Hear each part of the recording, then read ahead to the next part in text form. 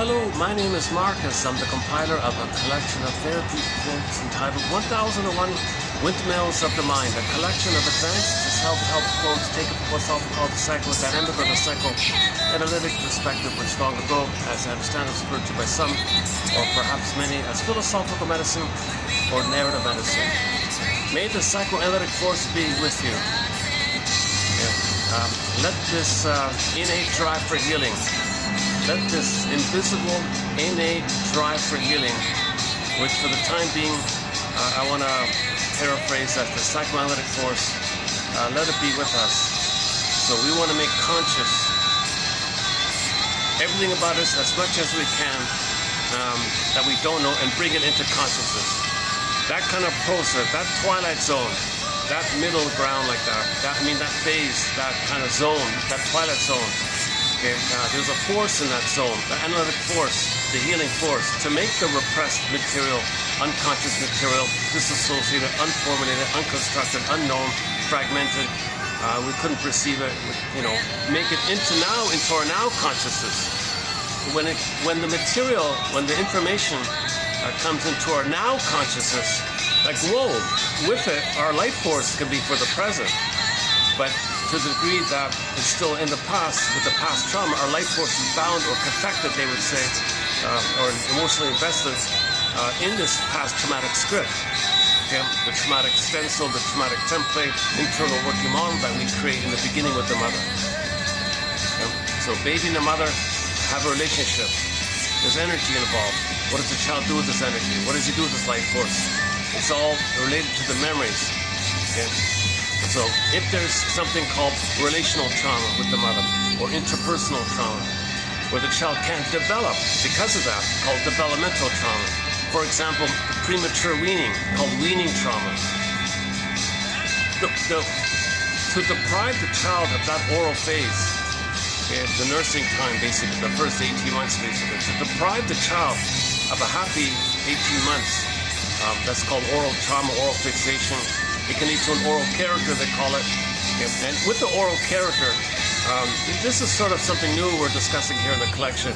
So I've posted a few quotes already on oral fixation, narcissistic oral fixation, part object relating. That's sort of a new thing that we're doing. And today, likewise, I want to pick up on it a little bit as well by a guy named Alexander Lowen. So stay tuned. Hold on a second. In an instant.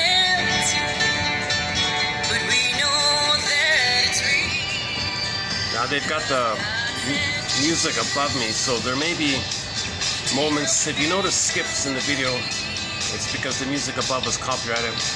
Hopefully this music here by Tracy Bone can confuse the system and keep the thing going. What a great song, eh? I've talked about her a little bit already recently. She's a new singer. We're adding to our soundtrack two of her songs. This one here called Sweetest Surrender. Another one called Your something, the softer one. And here, the Sweetest Surprise.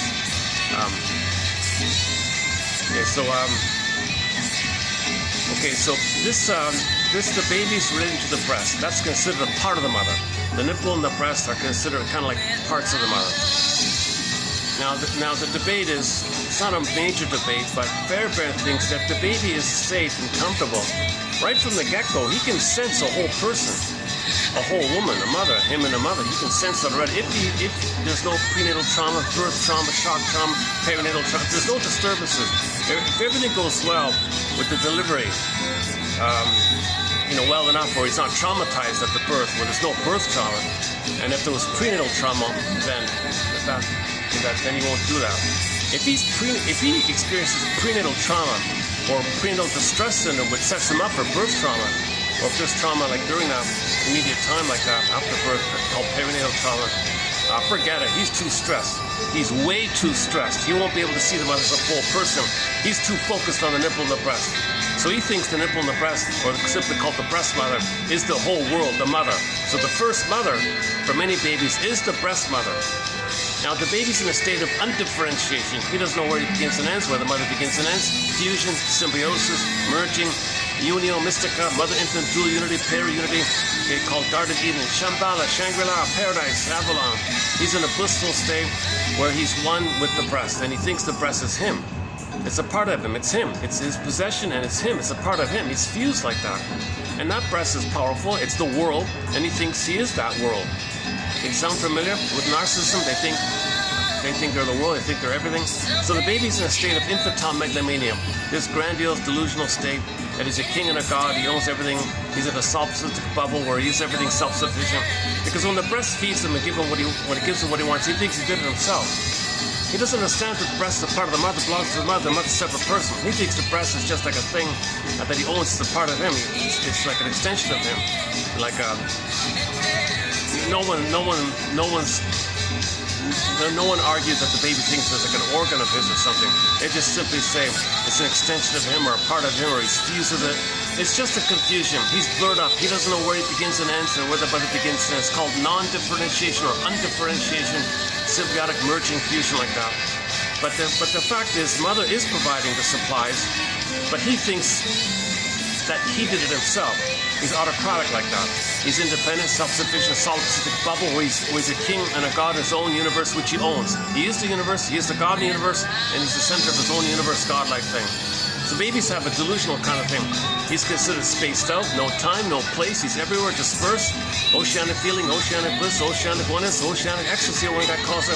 He's in a very happy, glorified place or something. It's called the Garden of Eden, Shambhala, Shangri-La, heaven like that. So any kind of image in a myth, fairy tale that's about paradise and heaven and perfect places, utopian places, those kind of things, that's a metaphor for this phase. That's the theory. It's the sweet surprise for the baby.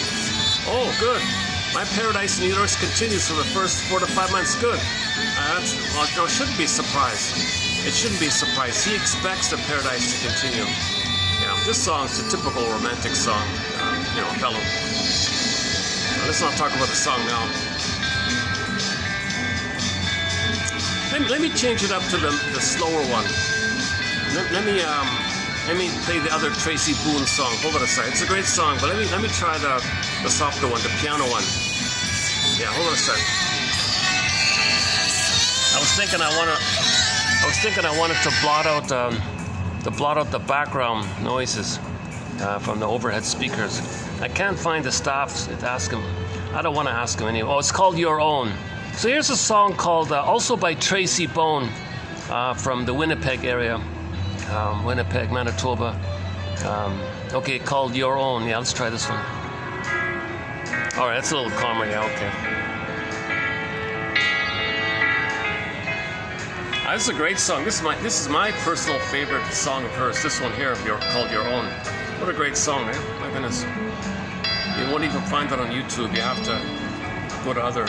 I found it on Reverb Nation or something like that. If you agree to go on their mailing list, you can access the songs.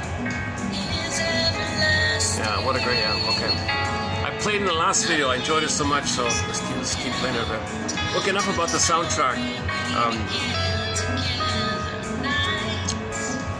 Okay, so back to this quote-unquote oral phase, or oral theme, they call it, or oral phase, or oral stage.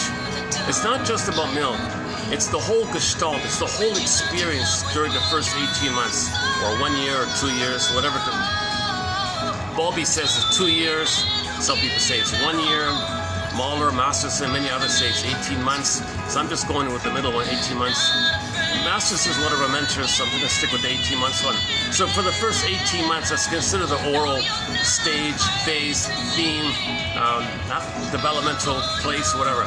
So the oral means that the baby's so passive, he's incorporating him. So oral, he's taking him, he's receiving. He's passive, he can't be active, he's got to receive like that. He's not really, doing anything. He's not playing with his cartoons. I mean, he's primarily in the receiving or incorporating oral phase, right? The memory of there being a mother soothing him wires in. He can soothe himself, or they're being present to him. Wired in, the memory's wired in, the neural circuits, human relations lead to human connections lead to neural connections. Interpersonal leads into a psychic. So if the baby senses that the mother's present to the child, he remembers, mother's present for me. She's there for me. She's like present. I feel her beingness, and she sees me, and she mirrors me, and she looks at me, and she delights in me, and has an acceptance of me. And that's wired in. That's taking it in, incorporating, interjecting him, internalizing him. Baby's sort of just laying down the foundation, so to speak. He's just laying in the wiring like that, the foundation for his life. Okay, he's still, like Mr. Lowen says, he's still a fruit on the tree. He's still unripe. He's not ripe yet. In order to get ripe, he's got to be nourished by the tree. The mother's the tree. He says the nipple's like the stem, I guess. What did he say? The stem, and the fruit is the baby. So imagine a baby suckling a nipple to the mother. So tree, stem. How'd it go again? Tree, stem, and the fruit. So the baby's a developing fruit. He's not ripe yet. He's still developing. He still needs to be nourished. He's got to be on the tree for a long enough time. And in normal development, right, the fruit, when it's all ready, it just drops off on its own accord. So the nature says when the fruit's going to fall off, right? So mothers have to have the same kind of attitude, that the baby can't be prematurely ejected out of the tree, mother tree. It can't. That's called premature weaning like that. That'll lead to the oral fixation. That'll lead to qualities in life where he expects everything, feels entitled. One shrink said, "You think like the world owes you a living, don't you? You think the world owes." That's right, the world owes me a living. He said that, and that's a clue to this oral idea, because the breast is the whole world for the baby. So if he didn't get that, he's still waiting for that. So that the reflection of this is that slogan of his. So he felt entitled. So he didn't want to work. And why should I work? I'm owed. The world owes me. The world owes me. He kept saying. Okay, that's the memory that as a baby, or the theory is, the inferences, speculation or hypotheses is that's coming from that place where, mother, I'm a little fruit on the tree here, and you threw me off. I can't develop anymore. I'm still waiting for that time where I can go back to the tree and be nourished from the tree, because the tree, brings up all the nutrients and the juices from the tree to the sap, to the tree to the stem to me, so I can be a nice juicy plum or a peach or whatever. I wasn't ready to be thrown out so soon. So he doesn't want to work or give or anything. He's supposed to receive. He's still a narcissistic kind of place like that. I feel it's called entitlement complex. So in the upcoming quotes I'm going to preview in this video, he's got a couple of comments in that kind of area. So we'll get to there in a minute. Yeah, this is a good song. I really like this song. I feel like it calms me down a little bit. The last video I did I posted a short with her singing in the background, and I was talking about may the analytic force be with you kind of thing, and that got 1,000 views already. So that's like one of the most popular shorts I've done. It's with her in the background. I don't know if it was me or the music. Maybe it's a combination of the two. I'm not sure.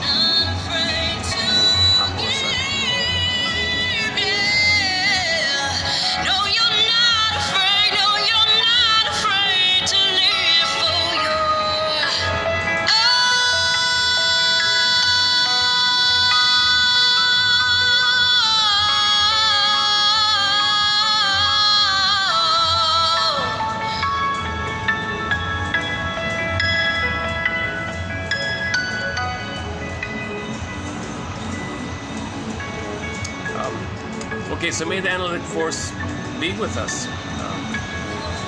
Let's support and welcome and remember that there is an innate drive for healing. There is this force to make us conscious of what we don't know about ourselves. And then the life force can be for the present. Enter the Greenberg film. Shrink said to the guy, "Sir, you have trouble living in the present. So you linger in the past, you dwell in the past because you feel like you never really lived it." He couldn't understand it, he was overwhelmed. He couldn't live the past. He was spaced out, disassociated. He couldn't experience the past. He was overflooded. So his life force is stuck there. In that script, in that traumatic script, that memory, that memorial, we suffer from these memories. Somebody said we suffer from memories. And he doesn't remember that he remembers that. He doesn't know that he remembers that, but he suffers from a memory that he doesn't remember. So he's dwelling there. So he's going to life, sleepwalking, going through the motions, but his motivation unknowingly is to repeat the past, hoping to get a better past, undo the past. So he lingers in the past. The present's a new edition of the past, replay the past, reenactment of the past, doesn't know it. So in the present, he just stages it somehow, casts people into roles, transfers, acting out like actors. Or looking for symbols of mother, thinking the symbol could be actual mother of past. Or treating others the way he was treated, to replay what happened to him. Because if he was too passive, he identified as aggressive, made the Faustian deal. Now he's going to treat himself the way his mother treated him. So that means he's got to find someone else to play him, to treat badly the way he was treated. And then due to the fusion, if he finds someone to stand in for himself, and he thinks badly about that person who's him, okay, at the same time, on another level, that person he's shaming who's him, poof, there's his mother, same time. There's no time in that brain. Due to the fusion, no time. The person he's shaming, he thinks simultaneously is the mother whom he hates. Now he hates the one he just shamed. So he's dwelling in the past. He's in a struggle. He's in an immensely neurotic, complicated, quote-unquote, perverse, disturbed, pathological struggle, where people in the present are him, whom he shames, people in the present are his mother, whom he hates. So he's got an immense amount of hostility. Now, hostility is an SOS for love. Hostility, anger, and hate and all that is because his original cry for love was blocked. It was blocked. Actually, we have a quote coming up. Lowen. I just found it this morning. Lowen calls hate frozen love. Interesting expression. Frozen love. Not too clear. He means frozen means repressed. Repressed love. The need for love. Repressed. Repressed. Suppressed. Repressed. Like stuck, frozen, he means. So you have a need for love, but it couldn't reach the mother, so it's repressed. Now there's anger there. It's kind of, and the anger, the tension, the anger, the tension, and the anger is like a final pathway. It's an SOS distress signal. Mother, my need for love is not being met. I feel stressed by that. I feel scared. I think I'm going to perish. I'm going to be a goner. Final pathway, anger. So anger comes from the love line. Anger is the tension from the love line. Now, he says, he describes anger as frozen love. So that also implies the same love line. So hate and anger and all that means your need for love was blocked, unmet. And there's tension and fear and stress, and it builds up. Shame, guilt, pain, chill. Oh my God, mother, what are you doing to me here? Why are you not meeting my needs?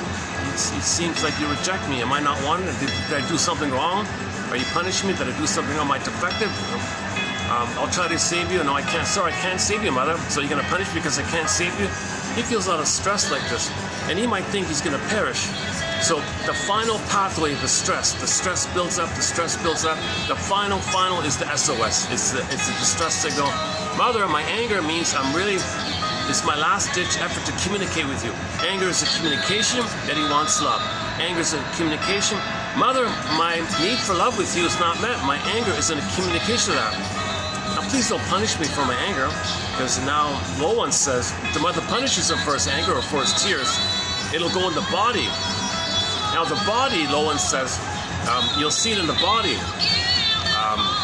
He thinks, he quoted somebody whereby if the baby was crying and distressed and angry, and mother, I'm angry, I'm crying. Mother, so you don't cry at me. Hold that cry. I don't want you to cry. And then he had a lot of tension. The child ended up with TMJ, is that right? This lockjaw, teeth grinding. He grinds his teeth a lot or something. He's got a lot of hypertension in the jaw because he was crying. Mother said, don't cry. He held it in the jaw and his throat muscles. His throat muscles became too tense. His jaw muscles became too tense. He added it all up over time. He ended up with this TMJ thing. I'm not too familiar with it.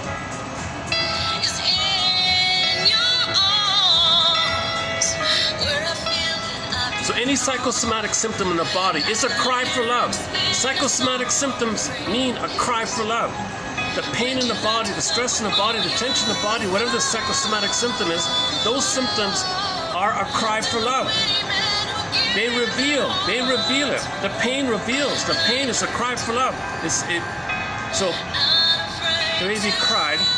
mother block, it turns in on the body. You get a symptom. That symptom ends up with pain. That pain is the ongoing cry.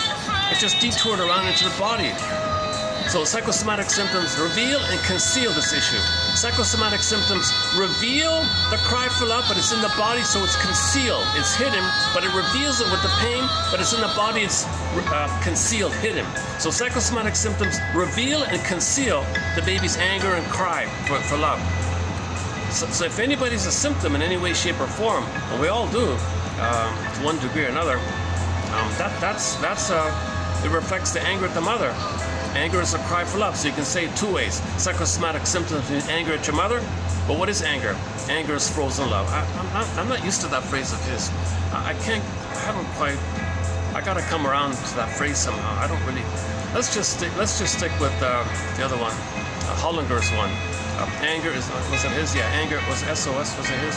I forgot which author. So anger is an SOS for love. Anger is the tension and the stress built up for love.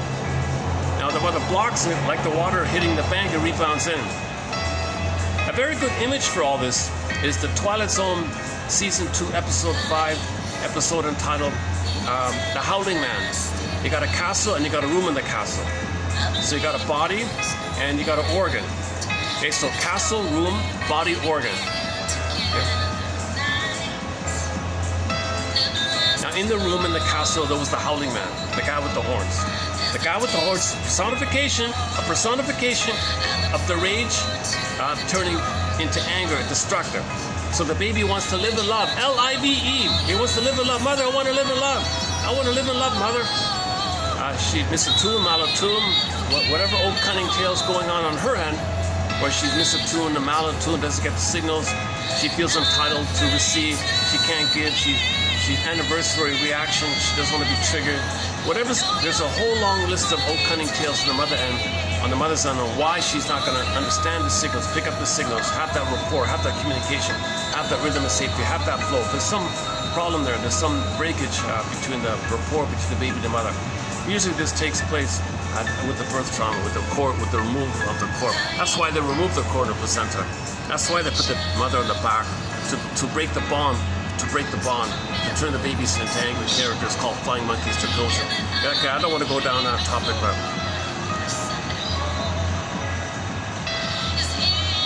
there's got to be a way to seamlessly do a weaving between the outer and the inner, you know. But, so we're mainly focused on the inner kind of thing. Yeah. Okay, let's keep going here. I might pause once in a while just to calm down a sec. Lowell, I just discovered him yesterday. Lowell will say, "Well, be mindful. Notice the tension in your body. Do you have grace?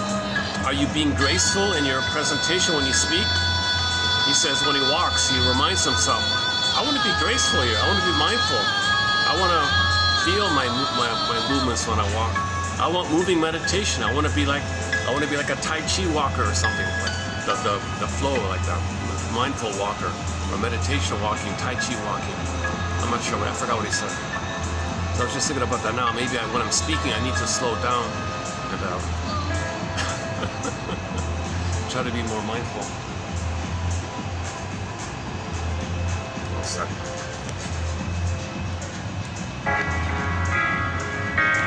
Tracy Bone, a song called Your Own.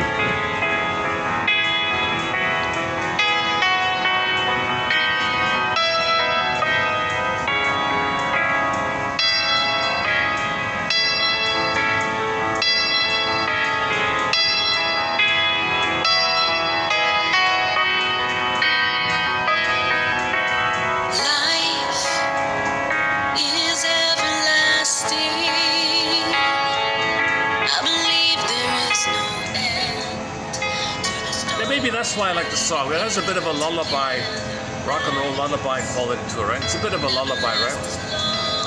Just a piano and a vocal like that. Maybe it's good for me. Calm down, right? So I'm going to do some preview quotes from a guy named Alexander Lowen. His first book, 1956. My goodness, 1956. He came out with a very popular classic book called The Language of the Body. He was the main #1 protege student. He was the guy that carried the baton from the Mr. Reich guy, Wilhelm Reich, the controversial character. But this Reich guy, he was the first person to really focus on the body side, the body response to psychological, emotional trauma, the mind-body link. There's a unity. If there's a problem with the attitude and the feeling, it affects the body. So he focused on the whole body area. So he picked up, thank you, Mr. Reich. And he picked up the baton, and his book is called The Language of the Body. And he wrote a follow-up books. He wrote like a dozen or so books like that. So we'll post a few quotes from that first book of his, and I anticipate we'll have more quotes coming up. He's a little, sometimes there's not a perfect theory, but it does give us a little bit of quotes in the body area. Most of the quotes we have here are on the mind, like projection, the psychological defense mechanisms, and interpretation of myths and fairy tales. So we have a lot of quotes, sort of, analytic ideas like that. We don't really talk. We don't have too much on the body area.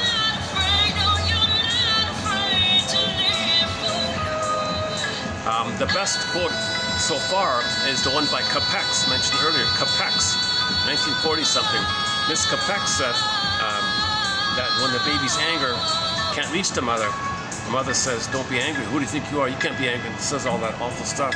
The baby's anger's got to go somewhere. It just doesn't disappear. It turns in the body.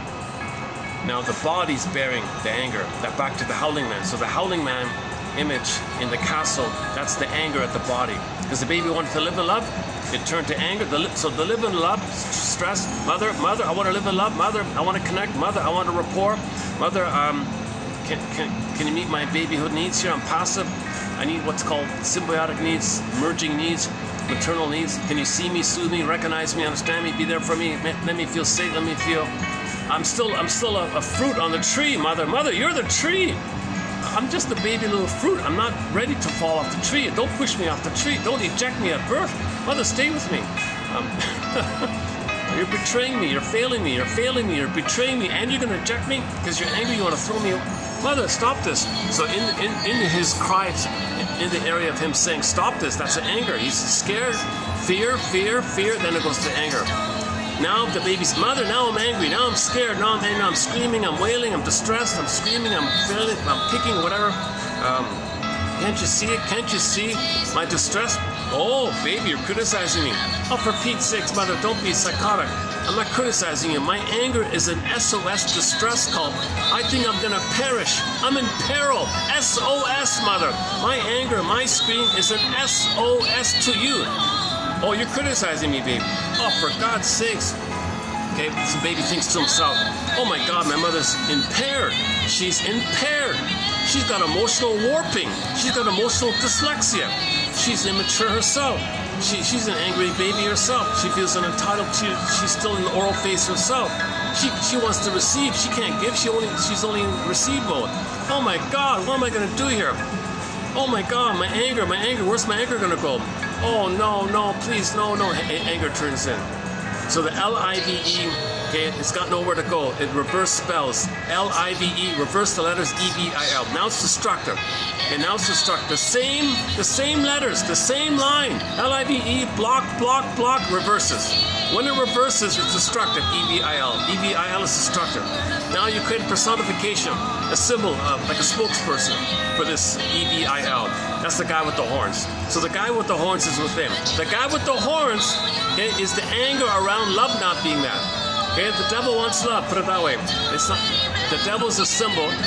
Okay, D-E-V-I-L. Okay, personification, it's a symbol, it's not real, symbol are not real, but you see it, you can talk about it, you can draw a picture to point to something invisible that is real. Okay, the anger going in on the body, it is real. The baby's getting pain, that's real.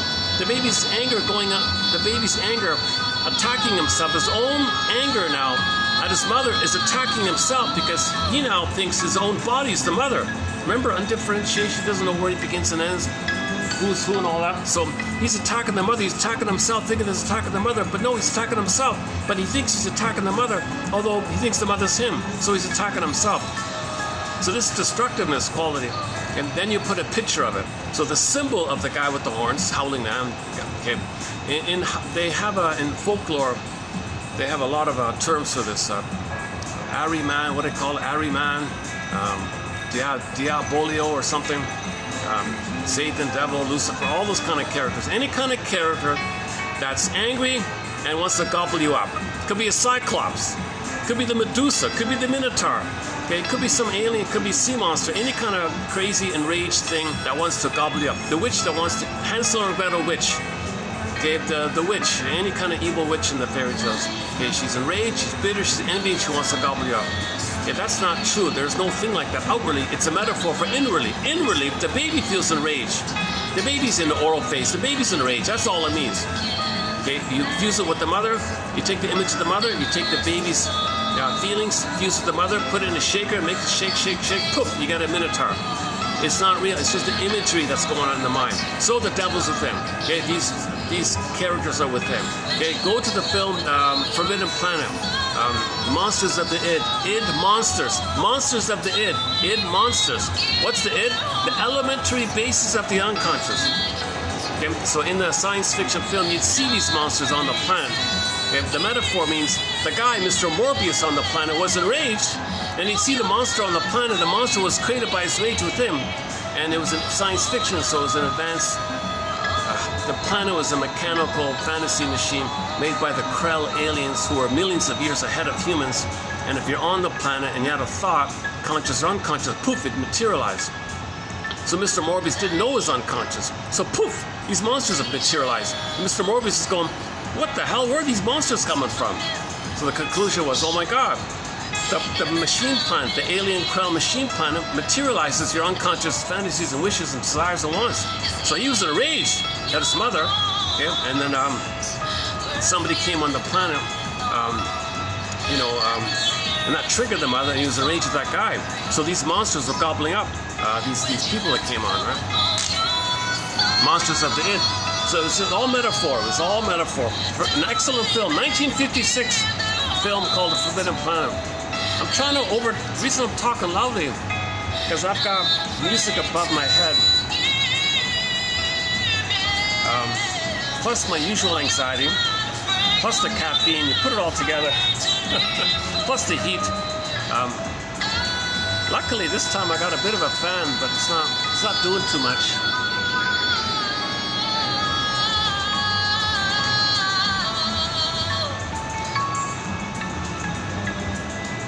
So Mr. Morbius had an oral fixation.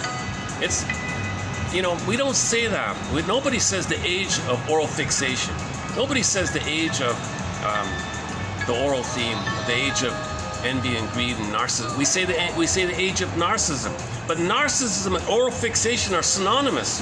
Masochism puts it together. He calls it narcissistic oral fixation. He puts it together. So although there's a general consensus. So narcissism means you feel entitled. Okay, you think in either/or terms, jungleism terms, my greedy, your greed terms. These either/or kind of terms, because the either/or is a byproduct of trauma at the oral phase. Because when the baby's nursing, it's got to be paradise to develop. If it's hurtful, baby thinks, oh, there's the Minotaur. That's not my mother. That cannot be my mother. Separate psychic bin. Denies it, repress it. He cannot believe his mother is a monster or something. Okay? So the trick in the mind, okay, it's called defense mechanism, psychic defenses. So he's going to repress, split off, deny the reality of him and the mother being like that, and separate it. And in this fantasy, in the unconscious, there's no normal logic there, Alice in Wonderland logic. So he can separate things, and there's no time there, there's even no time. So he can just hallucinate a goddess, okay, and then thinks he's one with the goddess, and keeps the two kind of separate like that. See, that's why that's the etiology for later on either/or. So others are all bad and he's all good. Others all good or all bad. It's just either or. It's heaven or hell like that. Babies cannot do ambivalence. Babies can't understand how a mother can hurt him. What? Mother's hurting me? Mother loves me, but she hurts me? What the hell here? I can't figure this out. Why did my mother hurt me? Oh, I see. That's not my mother. Split. That's not my mother. Oh, mother's nice to me. Oh, there's my mother. He can't do the bridging. He can't, what they call ambivalence or ambiguity. He can't do any kind of middle ground. He can't do any reality. Like he can't do any whole object relations. He can't do any perspective of the third side of the coin. He cannot do third side of the coin, the poor baby. He's got no ego for that. He needs paradise. He expects paradise. And when the fruit is ripe, okay, he's good to go. But if he's traumatized before the fruit falls off, he's upset, he's enraged. Mother's a monster. Mother betrayed him. Mother failed him. Mother used him, exploited him. Mother said to him, I made you to find me. What the hell, mother? You made me to find you? Mother said, well, I was in love, so I made you to take care of me. I can't take care of you. Well, mother's rights, I got to be taken care of. I'll brainwash you, I'll hurt you. You'll cling to my apron strings, and you'll be dependent on me, and I'll use that as a source of narcissistic supply. They're going to parentify you, baby. You're going to mother me, take care of me, see me, so I don't feel alone. You'll respect me, do what I say, do what I want. I'll always feel kind of important like that. I'll feel attachment. I got to attach. I'm going to attach to you as if you're the missing breast. Mother, I can't be your missing mother like that. Mother's rights. She's in a blind compulsion, a huge blind spot on the mother. Played the song Blind Spot by Bruce Springsteen recently. Discussed copyrighted song. I can't play it. Copyright. I tried to play Bruce Springsteen's song A Blind Spot. That came out a couple of months ago, maybe 1 or 2 months ago. He wrote it in the 80s or something, but he shelved it. He shelved it. He didn't publish it. He had it in the basement kind of thing. So he released it a month ago. Not a bad song, not a great song, but it's okay. But the phrasing is important. Blind spot. I mean, just the phrase itself. And he said he was dysfunctional in relationships because he had a blind spot. What's my blind spot? Why am I not getting along with women? Maybe the blind spot is trauma lowers your oxytocin. Yesterday's topic, oxytocin. He's not aware that his oxytocin set point's too low with trauma, and in the brain you got too much cortisol. So if you're related and you got too much cortisol, there's fear, permanent emergency, stress, I can't trust you, I don't believe you, I'm paranoid, like immense fear. So you can't connect. What the blind spot is, you got too much, the set point of cortisol is too high, and we don't know that, and the oxytocin is too low. Go to the short section in this channel entitled Janoff's Take on Repetition Compulsion, and the one next to it, the readout one.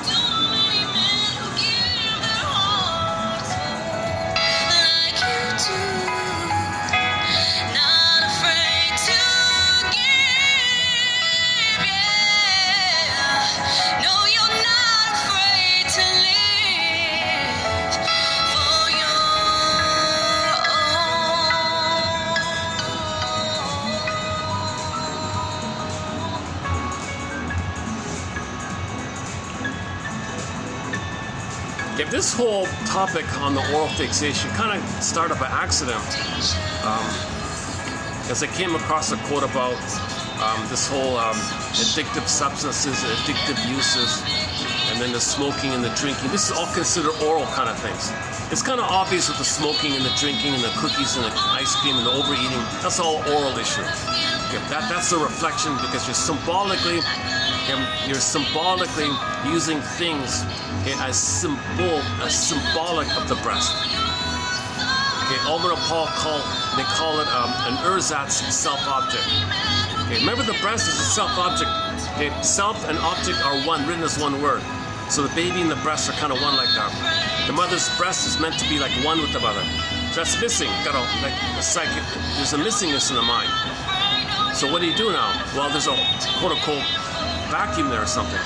So you find something symbolic in the present. So in your unconscious fantasy, you don't think it's the breast or the nipple or something, but you need something to fill in there so you can fantasize and trigger with the fantasy you want to trigger. They call it an ATM. So the ersatz self-object, okay, the wine, the beer, and etc. Okay, it's an ATM. It's a trigger mechanism. You want to trigger a sense of fusion, a blissful oneness that you did have once upon a time, even if it was just in the uterus. If you can trigger up those old ancient fantasies, then you'll get the good feelings around being in the blissful kind of place. Then you're addicted to that. You're addicted, you're dependent taking, called pathological nostalgia, the good old days. So you want to bring up the good old days.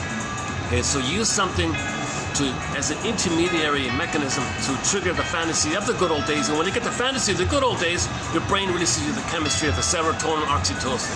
Now it's just a blip. It just comes up, it burps down, kind of thing. It doesn't stay like that. Okay, like Janoff says, if the baby's loved, he doesn't need to do that. There's a permanent source of feeling inside, but that's missing. So you're always like trying to blip up the ancient stuff.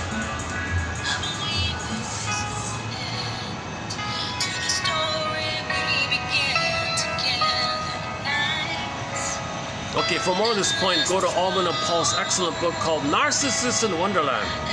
Narcissists in Wonderland.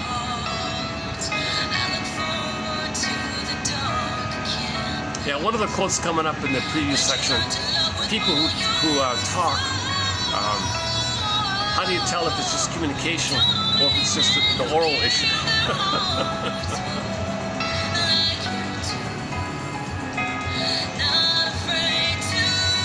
I gotta confess,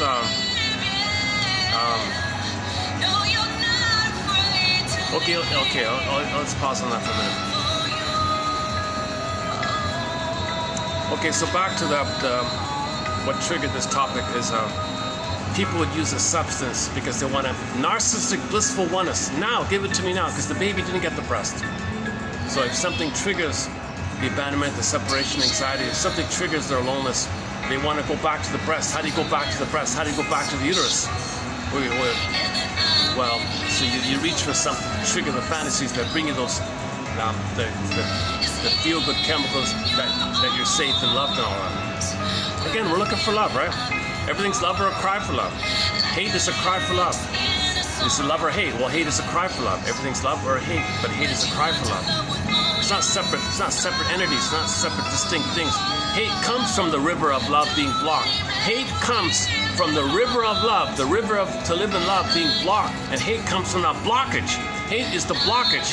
Hate is the expression of the blockage, the stress blockage, leading to the SOS distress from the love line. They're not separate rivers. It's just one river. Okay, the summary of this is, although the baby's life force, the river, the life force, the river of life, all the baby's life force is to reach for the mother. So there's just one drive, there's just one issue with the baby. All the baby's life force is object seeking, constant craving, attachment hunger, love hunger, affect hunger, attachment striving, attachment hunger.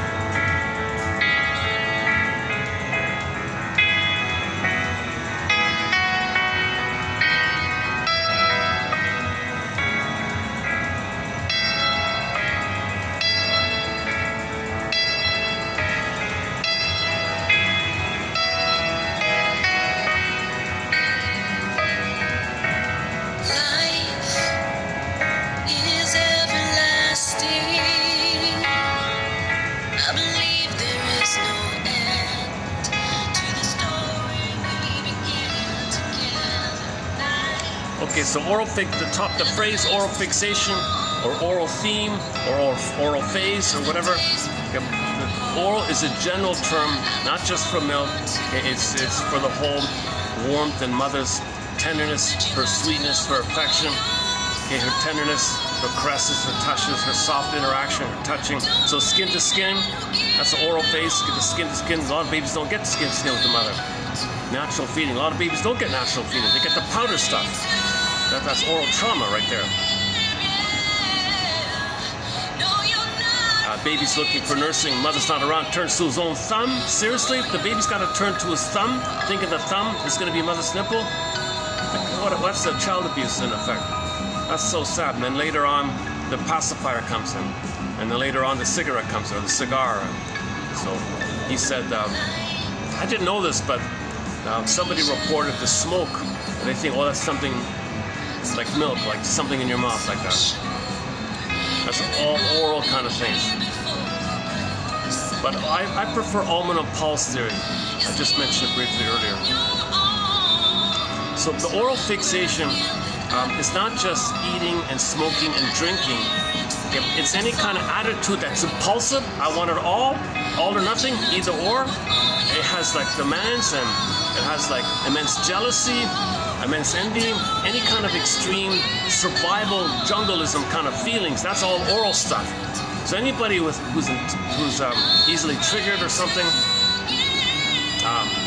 if somebody's like aggressive, they're easily aggressive or something, oh my God, that's definitely oral. That's an oral thing. Because he's being reminded of his need for love not being met, and he was frozen at the angry place. Okay? When the baby was crying, remember, flash frozen, he's at the anger place. He's frozen with the anger. Remember, anger is when the fear built up. So under the anger is fear, absolutely. Anger is like a layer above the fear. Anger is like an extension of the fear. That's why fear and anger kind of go together all the time.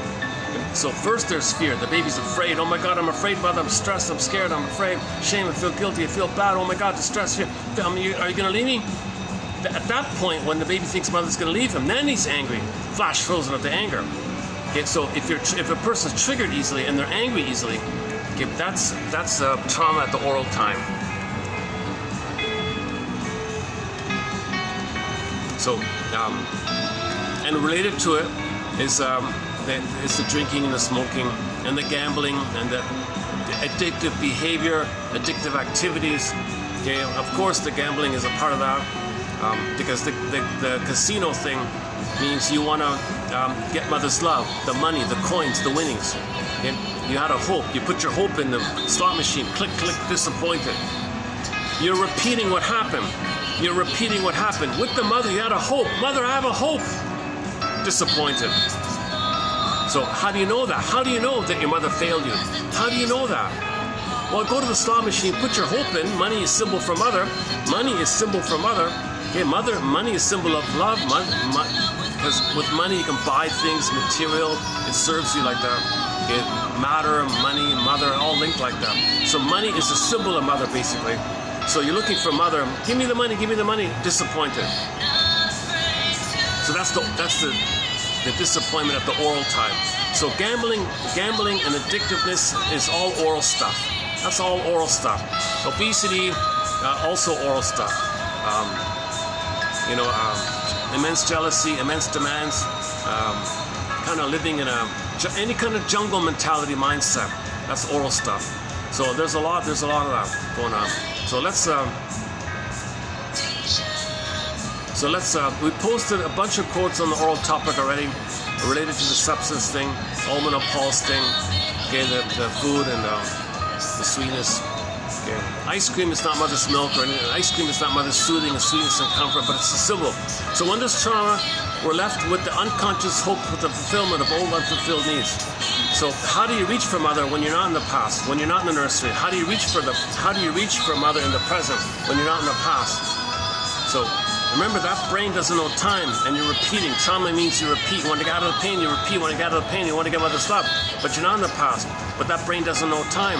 Iguanas don't know time. That part of the brain doesn't know time, just like how iguanas don't know time.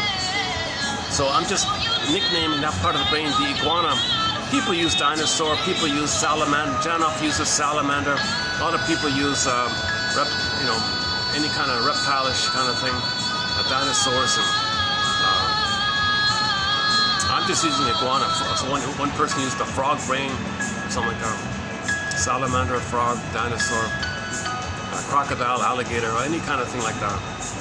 I'm just going with the iguana. Just sounds funnier. No one's using it. No one's taking it. I'll take it.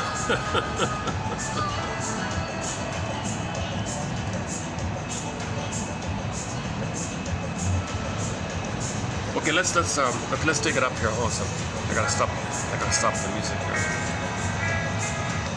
I'm kind of switching. I'm weaning myself off the paper. I'm gonna see if I can do more and more online like this. Gives me a little flexibility. So let's do a preview of some upcoming quotes from Mr. Lowen here. I can't say I'm really a fan or anything, but he did keep the spirit of noticing how the body shows you the trauma in the mind, in the emotion, in the psychology, in the relationship. So bodily issues shows you the trauma with the mother, basically. So he kept that kind of tradition alive, the psychosomatic, the body-mind link. He kind of kept that alive. Now he's totally focused on the body. He doesn't really talk much about psychology or relationships too much. So everyone else does that, so there's a kind of a missingness there.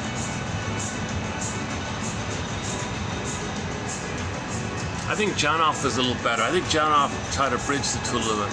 Although he also didn't focus too much on repetition compulsion and transfers and Faustian deal, Faustian bargain. He didn't talk too much about those kind of things. But there's something in common between Lowald and Janoff. I think Janoff maybe did a much more helpful, more clear, more helpful job. Okay, let's. So I'm going to now do a preview of some of the quotes in TQ 3100. Showing up here. I don't know if I can see it here. 3,100. Okay, let's begin. Ready? Okay, I'm not going to do all of them. I just want to focus on the ones on this oral topic here. Okay.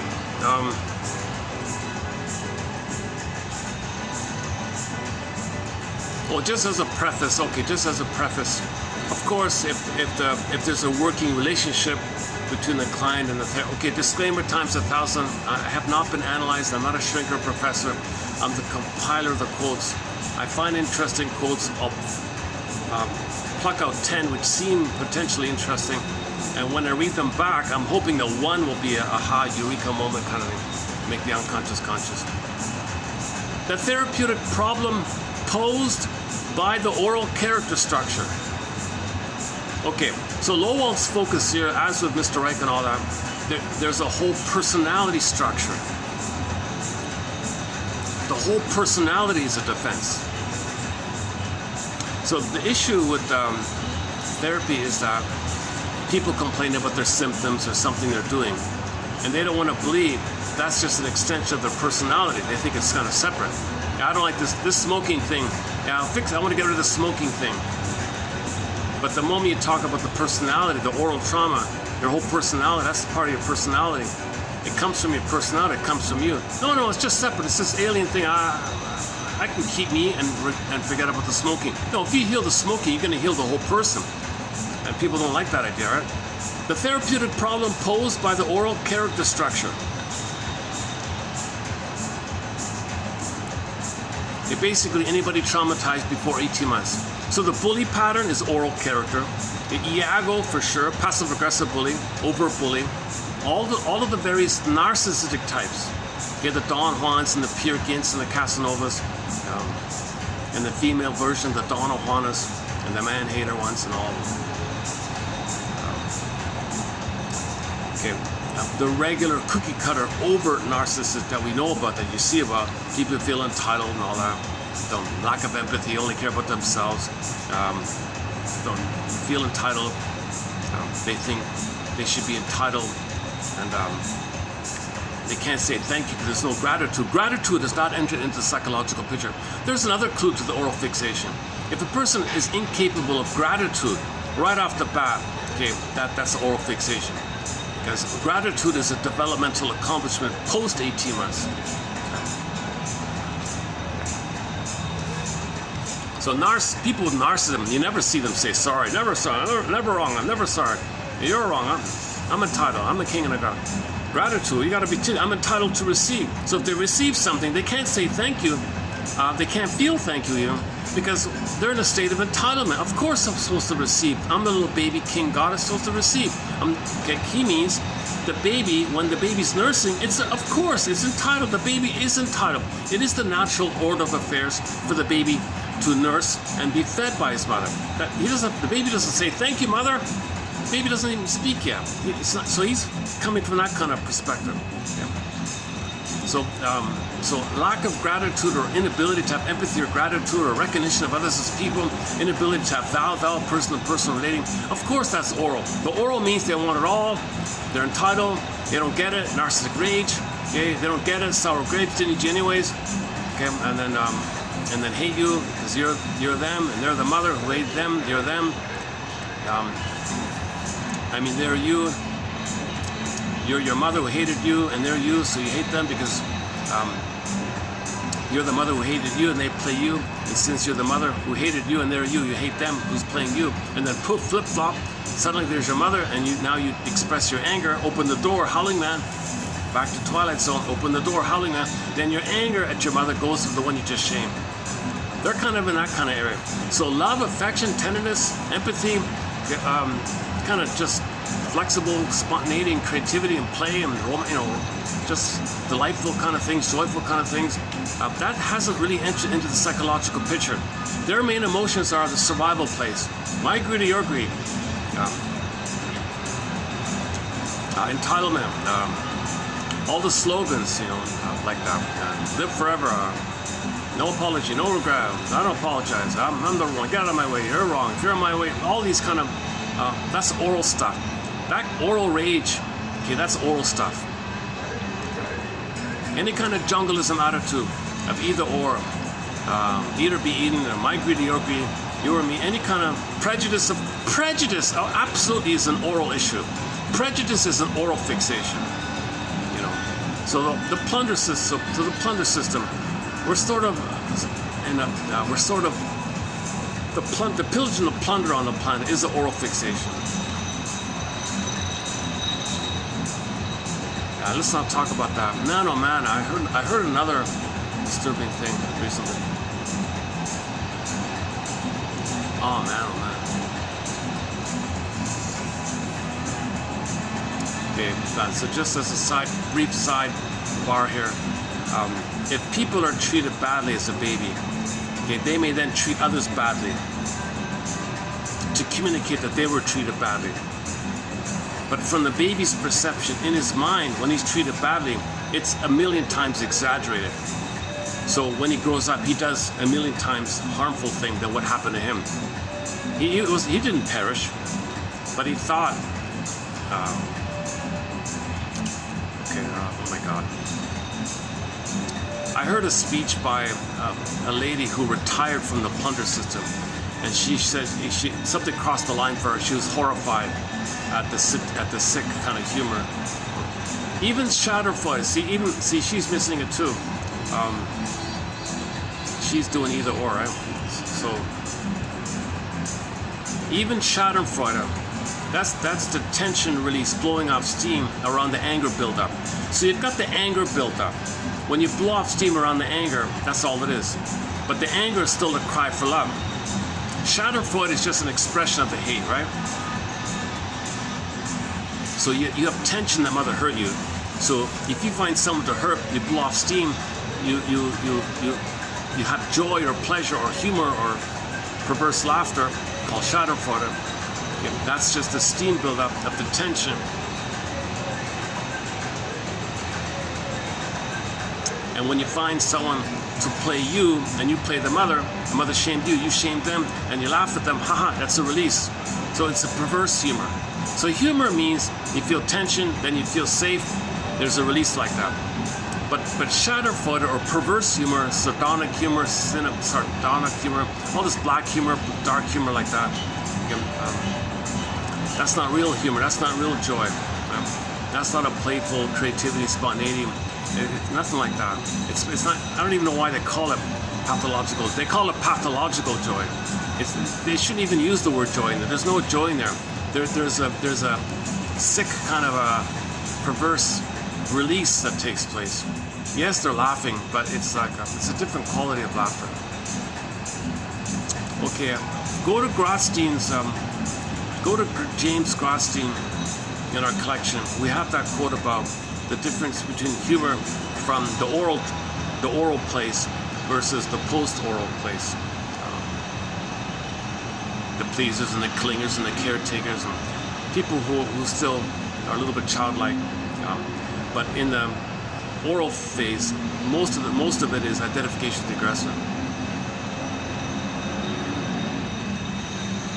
That Faustian deal.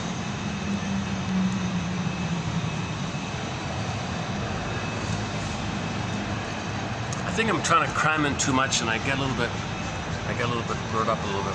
Let's backtrack here. Let's make things more clear here. The therapeutic problem posed by the oral character structure is one of the most difficult in therapy. One cannot supply a mother's love or even an adequate substitute for it. But even if that were possible, it would not solve the problem. So the therapist cannot play mother. The therapist cannot be a substitute mother. Nobody in the present can be the mother and do the oral thing. You're not in the nursery. They can't feed you. The father can't do what the mother should have done. Even the father can't do it. So a lot of people blame the father because the father couldn't do what the mother should have done. The anger at the father is mainly that the father didn't protect the baby from the abusive mother. He didn't intervene and soothe the mother, comfort the mother, calm down the mother to make her love the baby. So the father's blamed for failing in that area. But that's a hard job for a father to make his wife be a loving mother. How can he do it? But the father's getting blamed in that kind of area. Now the father can't literally do what the mother should have done. Nobody can. Therapist can't do it, doctor can't do it, no one can do it. Okay. One cannot supply a mother's love. Now theoretically, if there were like some substitute, it's not going to solve the problem. Somebody's nice to you, you might feel better for the moment. It doesn't solve the problem. These clients are no longer infants, and what is required is an adult pattern of functioning. Build the ego. Think like an adult. Think like an adult. Learn how to think like an adult. May the analytic force be with you. Okay? Learn to think like an adult. Okay? May the analytic force be with you. Learn how to be a psychological detective, existential detective. Patterns. Okay? Study projection. Okay? Study. I'm reminded of yesterday's short clip. Go to yesterday's video for the first, 10 minutes or something. I did a summary of it there. Learn about transference and the Faustian deal and things like that. Object relations theory about the template. Seeing every day through the past lens. Be aware that you're seeing the present through the past lens. And make the inference that what you're doing in the present is a reflection of the past lens, and be a detective like that. So promote that kind of thing. That's called building the ego, building the adult mind, the conscious mind, the analytic mind. So the therapist, of course, has to validate what the person's going through. Okay, so you validate what they're. You must have a very good reason for saying this or feeling this to validate what they're going through. And the therapist has what's called Freud and Freude.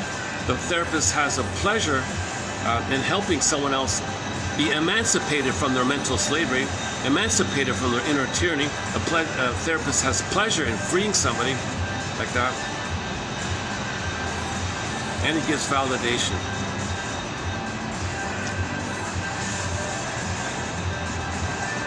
Okay, that's part of the therapy alliance, working alliance. The client trusts him.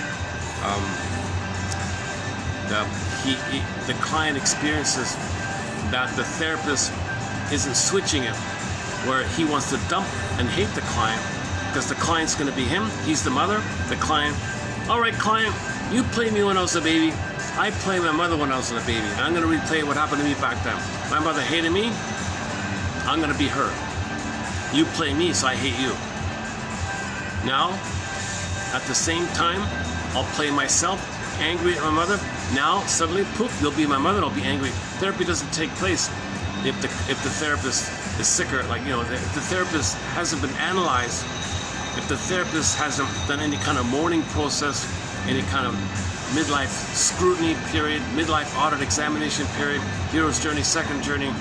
If he hasn't looked in the mirror, if he didn't build his ego himself, if he didn't mourn and understand that his mother failed him, if he didn't address his character issue, his personality structure, then he's just going to repeat onto the client. And he may feel entitled. He may feel, so what? I'm entitled. Mother's rights, shrink's rights, mother's rights. Mother said mother's rights, am I right? I'm entitled. You give me money and I'll hate you, and then you give me money. So I'll get fed by you and I'll hate you. Okay, so the shrink is dumping his waste and wanting to get money, mother. Okay, the shrink is acting like the continuation of the trauma at the oral phase. When the baby's nursing, he gets love. Baby's distressed, he sends out his distress. Okay, the unwanted experience. Mother metabolizes, soothes, understands, sees, recognizes, oh, I see what you need, I see what you want. I'll make the correction, I'll make the adjustment, I can handle it, and I'll provide love in return. So baby can send out his distress, mother will provide love. Okay. If that was failed for the shrink, he wants to send out his hate to the client and be fed with the money, give me the money. So that therapy is not going to work like that. The therapist has to have been analyzed himself. He needs to have been analyzed himself. So therapy doesn't work if the helper has not been analyzed. And a comedy about this, I haven't seen, I think I saw a long time ago, 1991 comedy, What About Bob or something. I tried to play the trailer last time. Did it get through? Oh, I guess I went through it, didn't it? I didn't check it out.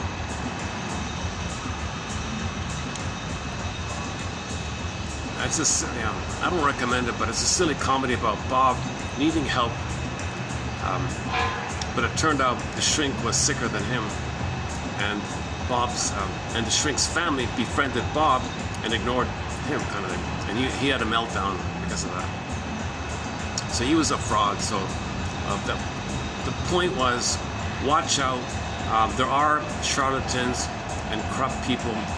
If the therapist has an NPD himself, he cannot be a therapist. If the therapist must resolve his oral issue, his narcissism issue. He has to have mourned that kind of thing. If he still thinks his mother's a goddess, if he has prejudice, if he's a religious extremist, if he's anything like that, he can't help you. Now the irony is, Freud had an oral fixation. He had a cigar. He was smoking cigars nonstop. So, and somebody said he wasn't that helpful. He was good with his writing and his theories and investigating, trying to analyze himself. But he wasn't that helpful to others. He had a hot temper. He was impulsive. Had oral fixation. If somebody has OCD or something, like one client was trying to tell her story, he got impatient. Freud got impatient. With his fist, he banged on the sofa. Come on, you must tell me the answer. You must tell me the memory. You must remember. And the client countered by saying, oh yeah, seriously? If you're going to shock me, I'm going to be able to remember if you scare me? Oh yeah, you're right.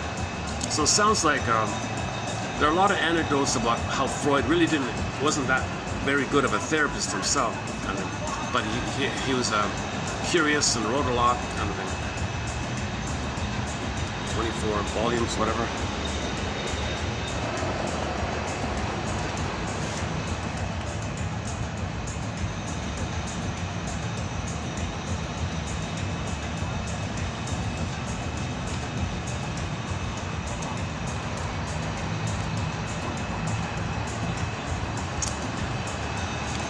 Let's try this one.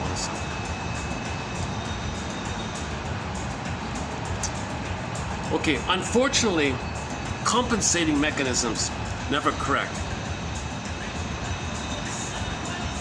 Okay. So no matter how many cigars you smoke, how much symbolic acting out, how much effort you do to show up the mother, expose the mother, tell the world what your mother did to you, no matter how much you act out symbolically or defensively or neurotically, no matter how much defensive thing you do, like compensation, it's not going to work, right? So Adler would say, well, you felt wounded, so you armor yourself with a superiority complex. You guard your fantasy that you're a king and a god to protect that you were unloved. No matter how much you guard like that, it doesn't correct, it doesn't heal. The armor, or it doesn't heal. Under the armor is the wounded child, right? So no amount of armor is going to heal the wounded inner child. No matter how polished somebody's false self is, it never heals, kind of thing.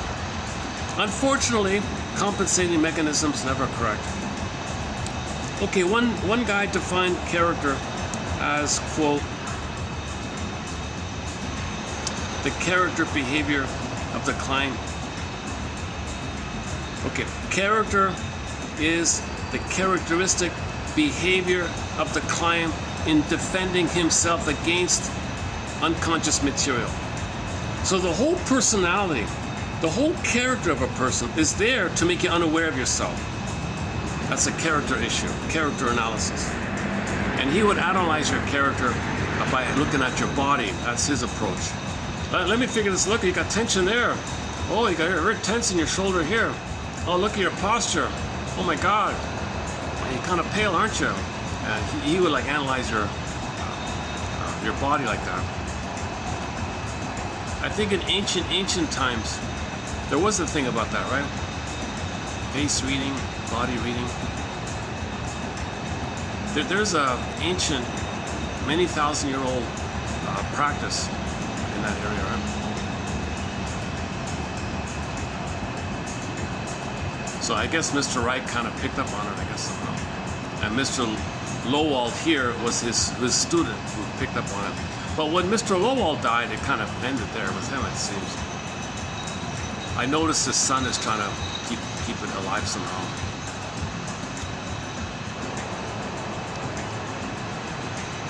Okay, so, in other words, no interpretation should be made on the infantile level until the character has been viewed as separate or distinct from the mind. So can you be aware, with your ego, be aware that your whole personality is a defense? So we have individual defense mechanisms, projection. You know, we know that, right? It's something you don't like about yourself, you say others have it. It makes you unaware that it's with him.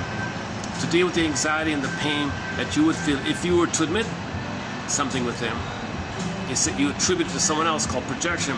That's a mechanism it's a mind trick to get your attention outwardly to repress it. So when something's repressed, it's projected. So that's a mechanism. That's a defense mechanism. But that defense mechanism, he's saying, comes from the whole personality. It's part of the whole personality to do that. You can't separate it from the personality. So let me try this here. One second. Try to make an adjustment.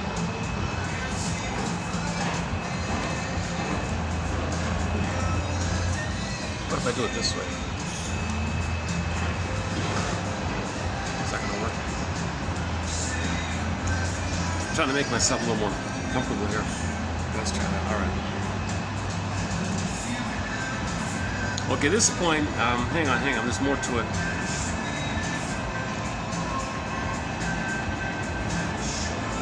Okay, leading up to the more to it is this one here. The client, she didn't cry or become angry because of the awareness of a past trauma. Her reaction was one of frustration without any direction. I viewed it as a resistance in the sense that she was blowing off steam. This blowing off steam made her feel better temporarily, but at the same time, it had the effect of preventing the buildup of enough inner tension to bring her into better contact with her character armor. I had only to point this out several times to bring an end to these reactions, and it was only when they ceased that I could proceed with the analytic work. Okay, so there's defensive needs, symbolic needs. So if you're upset because the shop doesn't sell your favorite brand of biscotti anymore, okay, and you're upset and you're swearing, that's not the deeper issue. That's not the personality issue. That's your defensive need, and you're blowing off steam around the defense. So there's a difference between defensive needs, which are there because your real needs are not met, versus your admitting your real needs not being met. If you can admit your real needs not being met, that's one thing. That's called mourning. That's called mourning. It's a deeper thing. But the superficial mask, the camouflage, is defensive stuff. Well, I'm dependent on biscotti cookies. They're out of sale. Oh, son of a gun. So that little disappointment or something has nothing to do. It has nothing to do with mourning the real need that mother didn't love you. Mother failed you and betrayed you. It doesn't touch that. You're only upset because the cookies are not available. That's a defensive need. So we have, shall I compare thee to an onion? We have defenses, and there's even defenses on defenses, Berkeley said.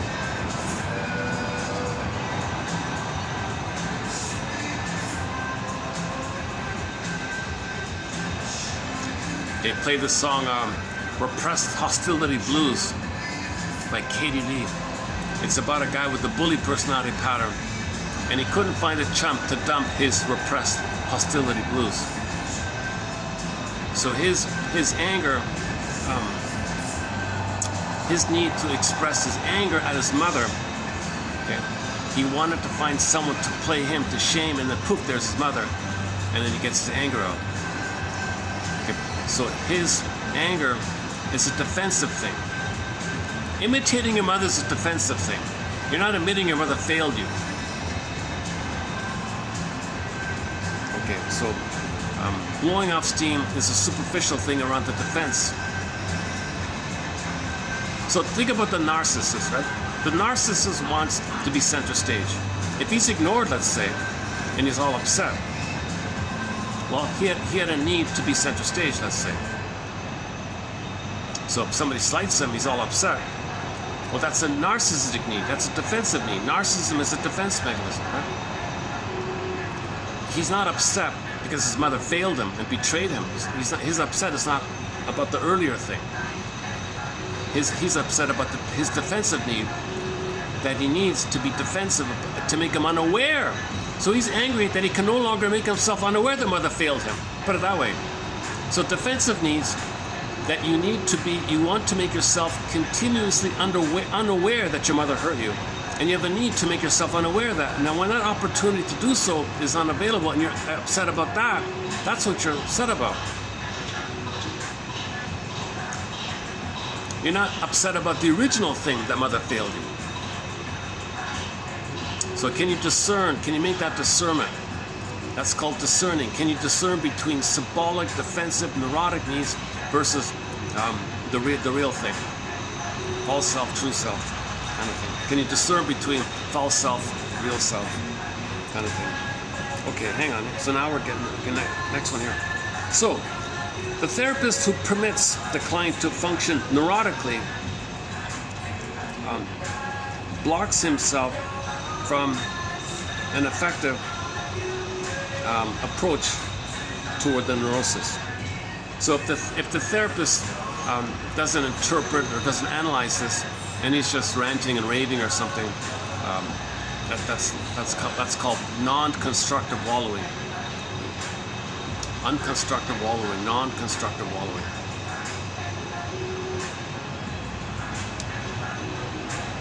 So letting someone blow off steam is not healing. Going to the workshop and hitting the pillow, beating the pillow, it's not, and you don't know why you're beating the pillow. No, that's not healing. Now, ironically, Mr. Lowe, no, I'm not there yet. I haven't read it all yet. I got a hunch he did a lot of that stuff. Oh, you want to heal? Just beat the pillow. Why? I don't know. Just beat the pillow. You got too much tension. You see, he has the fallacy that if you loosen your muscles, yes, you may get a release. But if you don't know what caused the tension in the first place, and the memory still, the wiring still, it'll tense up again.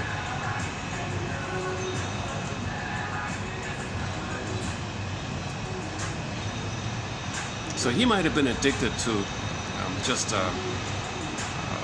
exercises that would relieve tension, but the tension would come back. Or just do another exercise, it would come back, do it again. So maybe he was caught in that kind of thing. I don't know yet. I just started with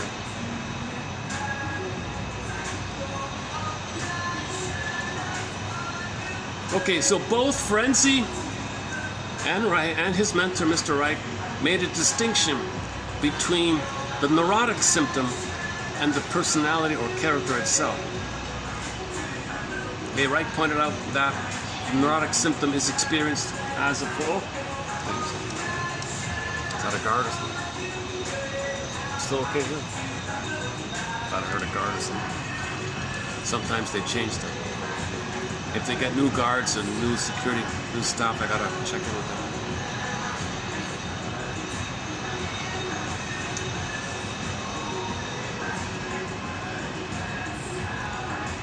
Again, yeah, so Reich pointed out that the symptom is experienced. No, man, that's not my personality. It's just some strange thing I picked up. It's just some bad habit I picked up. It's like a foreign body or something, and gives me this bad feeling. That's all it is. Nothing to do with my personality. Nothing to do with my character. I'm just a smoker. I'm just a drinker. That's kind of separate thing. It's a foreign thing. No. Okay, so the neurotic symptom is experienced in that way, and his personality is not looked at. It is only the way he thinks. It's only the okay. So his personality will be looked at only after, like later on. In the meantime, he blames the smoking. He doesn't blame his personality. No, smoking's the problem. The symptom is the problem, not my personality. I have a good personality. I have a wonderful personality.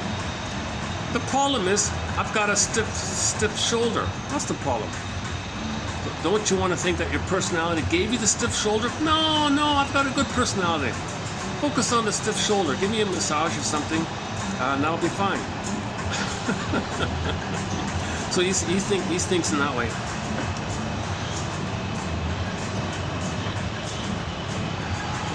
And then rationalizations will reinforce it. So he doesn't want to face the character or the personality.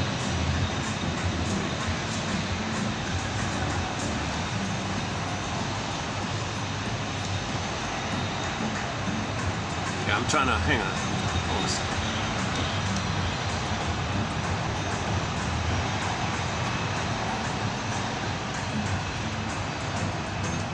Let's try again. Maybe I should change it up here.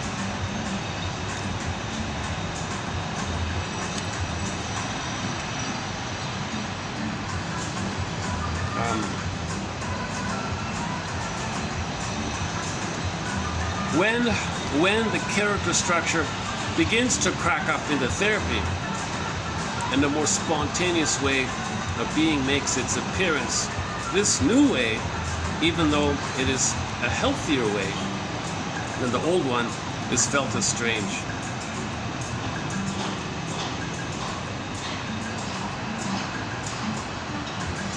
So if the person's too rigid or something, too obsessive, and you manage to loosen it up, this is new here. I was never like this before. Very strange. A person identifies with his character or personality, either one, and will not question it so long as it enables him to function without too much conflict in his life. Yeah, so why question it? If the bully is successful in being a bully, why he doesn't bother questioning it? He might have the repressed hostility blues if he can't find a chump to dump his anger on. He might have the blues in that sense. But if the bully continuously cannot find someone to scapegoat and blame and shame and hurt or something, then he might face his personality. Maybe there's something wrong with me here. Right? Maybe I gotta face my personality. Maybe the problem is that I can't find the chump. Should we play that song? Yeah, let's play that song later on.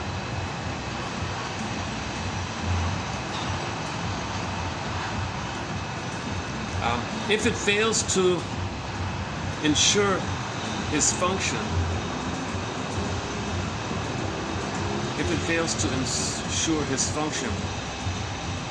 he will first question the demands of the environment.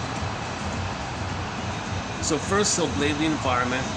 He'll blame that the environment, come on environment, where are the chumps for me to dump my steam on?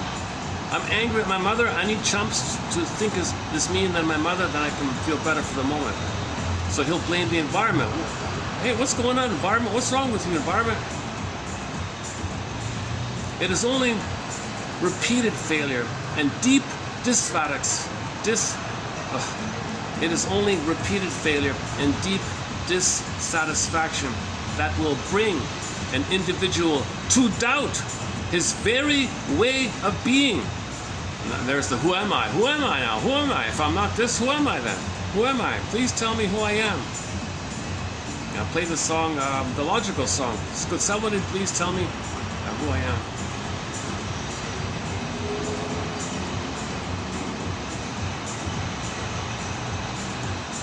Since everyone would like to be free of his symptoms,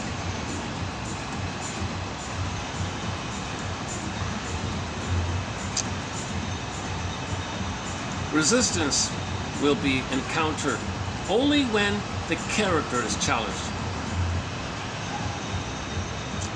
So the moment you touch somebody's personality, resistance. Okay, so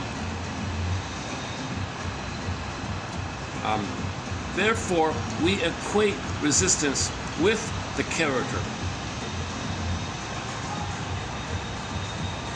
Not only resistances, they are fundamental modalities of behavior. They cannot act otherwise, whether in the therapy session or elsewhere.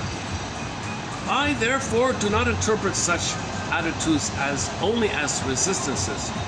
I prefer to point out that the resistance is merely one more manifestation of the character structure, which is also responsible for the problems which brought him to therapy. Okay, there's the key line here. Okay, so all this was for this. All the build-up was for here. I prefer to point out that his resistance, his defense, whatever it is, okay, if he's a bully and you're upset because you can't find somebody to blame, hurt or something,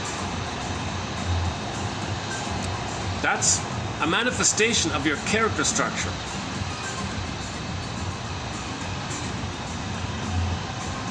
So smoking is a manifestation of your character structure. Emotional eating is a manifestation of your character structure. Okay? Codependency, likewise. Whatever, shopaholic, workaholic, inability to grieve, inability to mourn, making excuses all the time. Okay? Duplicity, flim-flammery, double talk, double think, lying all the time, whatever it is. Whatever their dysfunctional behavior or trait is, it's a manifestation of the person's personality. It's not some separate grafted on thing and take it off. It's not some grafted on thing that you picked up from the outside. It came from you. It didn't come from the outside. Monsters of the id, it came from inside. Back to the Forbidden Planet. So the Mr. Morbius was, his problems, okay, it came from him. It came from inside. So your symptoms come from you. They're not grafted onto you from an outside thing, right?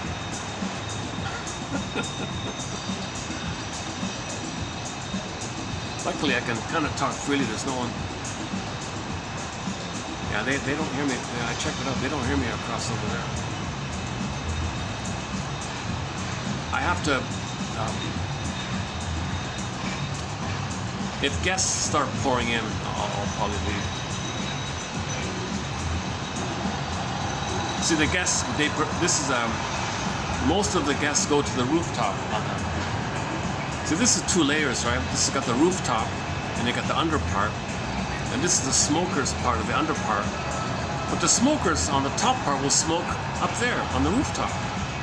So this smokers part on the below part is not really used too much, right? Nevertheless, if someone wanders in, I'll probably go down to the park.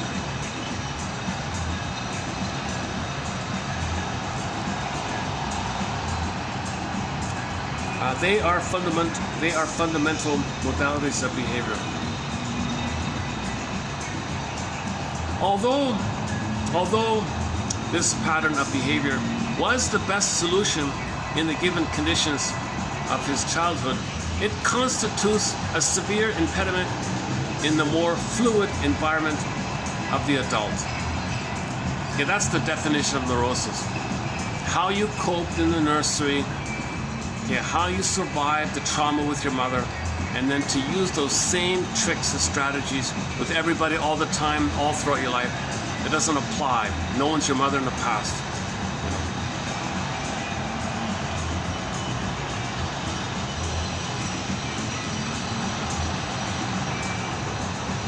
It is a good policy to point out to the client that while one does not question the sincerity of his expression of goodwill, there are elements in his character structure which suggest that a negative attitude is also present.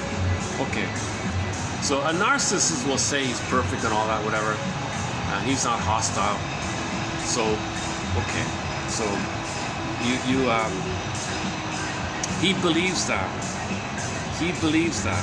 So you accept that. But the truth is, there is an underlying negative hostility. In the Partridge Family, I just saw there's a clip where the brother plays shrink to the other just for like 2 seconds or something. So you saw one brother sitting on the chair and the other brother lying on the sofa, and then the brother playing shrink said, "Tell me your problems," and he would say something, hidden covert hostility. This is the Partridge Family, by the way. What's the episode called again? I forgot. I recommend the episodes entitled I Can Get It to You for Retail. I Get It to You for Retail, Season 2, Episode 11, on the topic of gaslighting. They did a comedy episode about gaslighting. That was a funny one.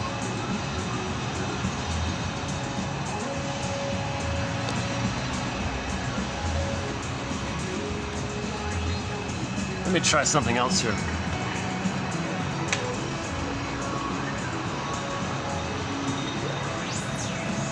What if I did it this way? Hey, that's a little bit. Oh, let's do it this way.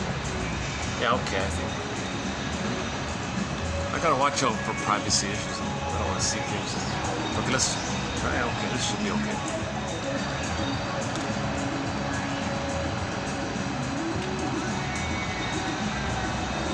Okay, where are we?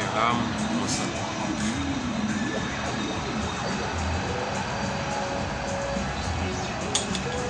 It's better with the paper. I can do these videos more smoothly when I have the paper. Fiddling around with this phone, because it constantly shrinks and enlarges on me, so it doesn't, and it rotates all that. It doesn't stay put for some reason.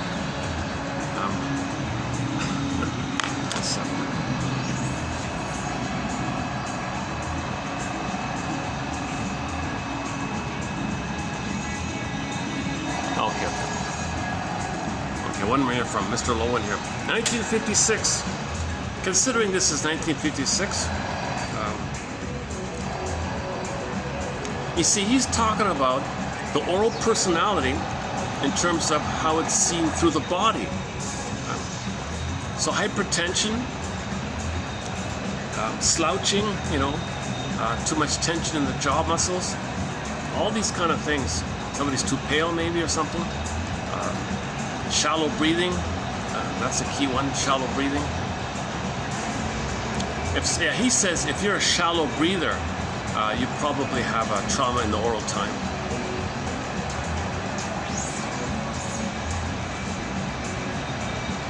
Since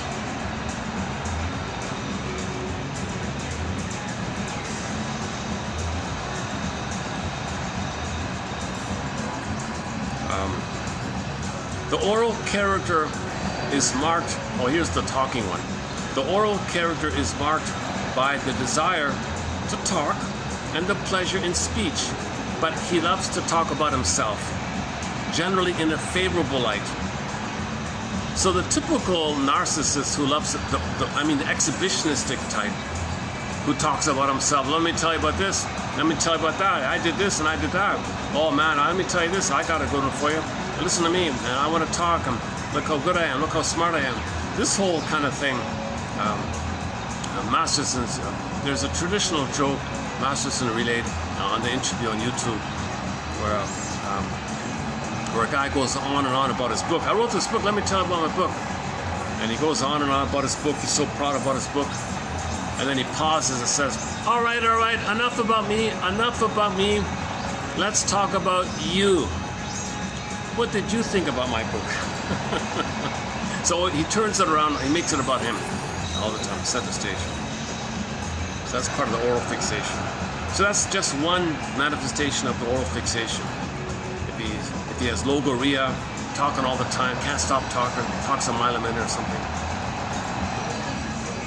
He meanders a lot and goes off topic a lot and keeps on talking. I feel both qualities in me. I feel a genuine desire to contribute and help and share the information. And I also feel my own kind of a oral trauma in the way I talk. I stop and stutter and all that.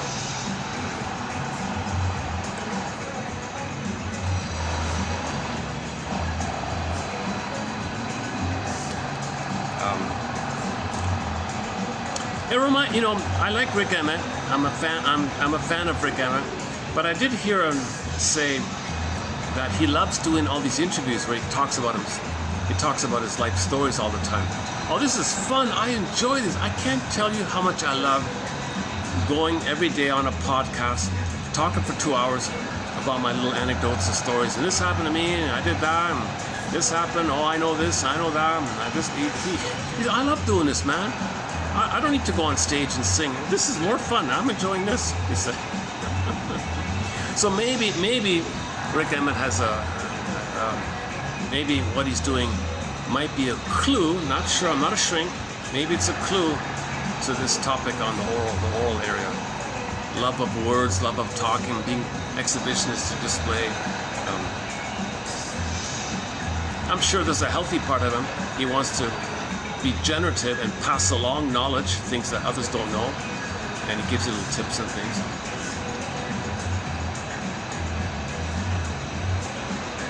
But when he gives you tips, it's more of a hook to look at me, look how great I am. That's called narcissistic giving. When he gives you a crumb, it's designed to hook you in to draw attention to hear his 2-hour anecdotes or something. I can't keep up. I have stopped trying. I did start to listen to his interviews briefly for a while. Oh my God, this is too much. It's kind of like this channel. I can't imagine anybody spending 3 hours every other day on this channel. That's why the quotes are posted below. So that's what it's mainly about. I want to get the quotes out. I really want to get the quotes out. Even this book here, the quotes I'm reading here, it's hard to get. It's a 1956 book. The copyright was renewed in 71, right? Oh, is that 50 years? Hang on. Yeah, so why isn't it? Or maybe the copyright got renewed. I don't know what's going on. But I had a hard time finding it. It was unavailable, withdrawn. I had to look around. Oh, Jesus. So even this old book is hard to find. And it was a classic. It's considered a bit of a classic. Language of the Body.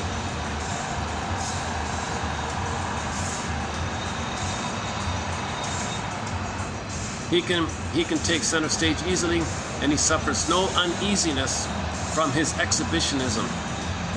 It's a means to gain attention, interest, get narcissistic supply. Look at me, I'm center stage, the spotlight and all that. Okay, so we talked about so the various narcissists, not just the exhibitionistic one, okay, like the rock star and all that, the rock star who likes to talk nonstop.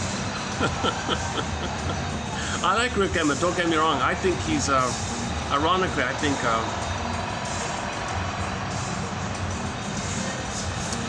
there may be a blending between the codependency and the caretaking one, like that. Okay, so other types of narcissistic personality types.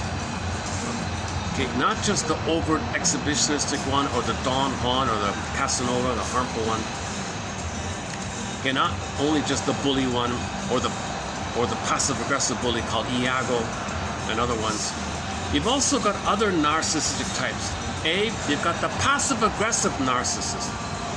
Man, oh man, that's oral. Look at that. The passive-aggressive narcissist is also an oral fixation. Okay, so we did a good dozen videos on the topic already of passive-aggressiveness. I highly recommend the quotes on that topic, or better yet, read the book called The Angry Smile by the Longs, and another one called Passive-Aggressive Man by Wetzler, Scott Wetzler, or you can find the quotes here. So the passive-aggressive narcissist, okay, you've got the turtle narcissist, the withdrawn, schizoid, aloof one. He's also not. He's proud with his self-sufficiency. I don't need anybody. He's detached, doesn't connect. Ivory tower, leave me alone. Do not disturb sign on his door, that kind of thing. So he withdraws that one. The turtle narcissist. Okay, the passive-aggressive narcissist. The voyeur narcissist. Now, Mr. Jörg Willi from Switzerland calls it the complementary narcissist. Masochism calls it the closet narcissist. Others call it the co-narcissist. I don't know, man. I'm going with voyeur narcissist. It's a little more descriptive. So the voyeur narcissist, he's the one that Masochism describes as the closet narcissist. So if you read Masochism and you read about what and you read what he says about the closet narcissist type, I think he's describing what might better be described as the voyeuristic narcissist. Because closet implies he might come out of the closet. No, the voyeur fuses his identity with the exhibitionistic and lives vicariously through the exhibitionistic one.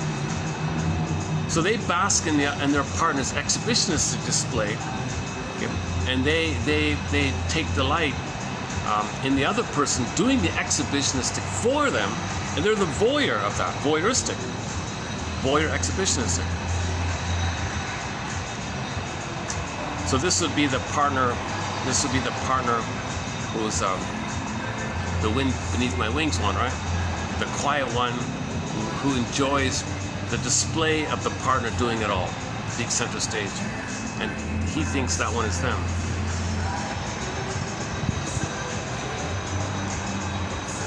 And hence the idea of the hero idea. He's my hero kind of thing.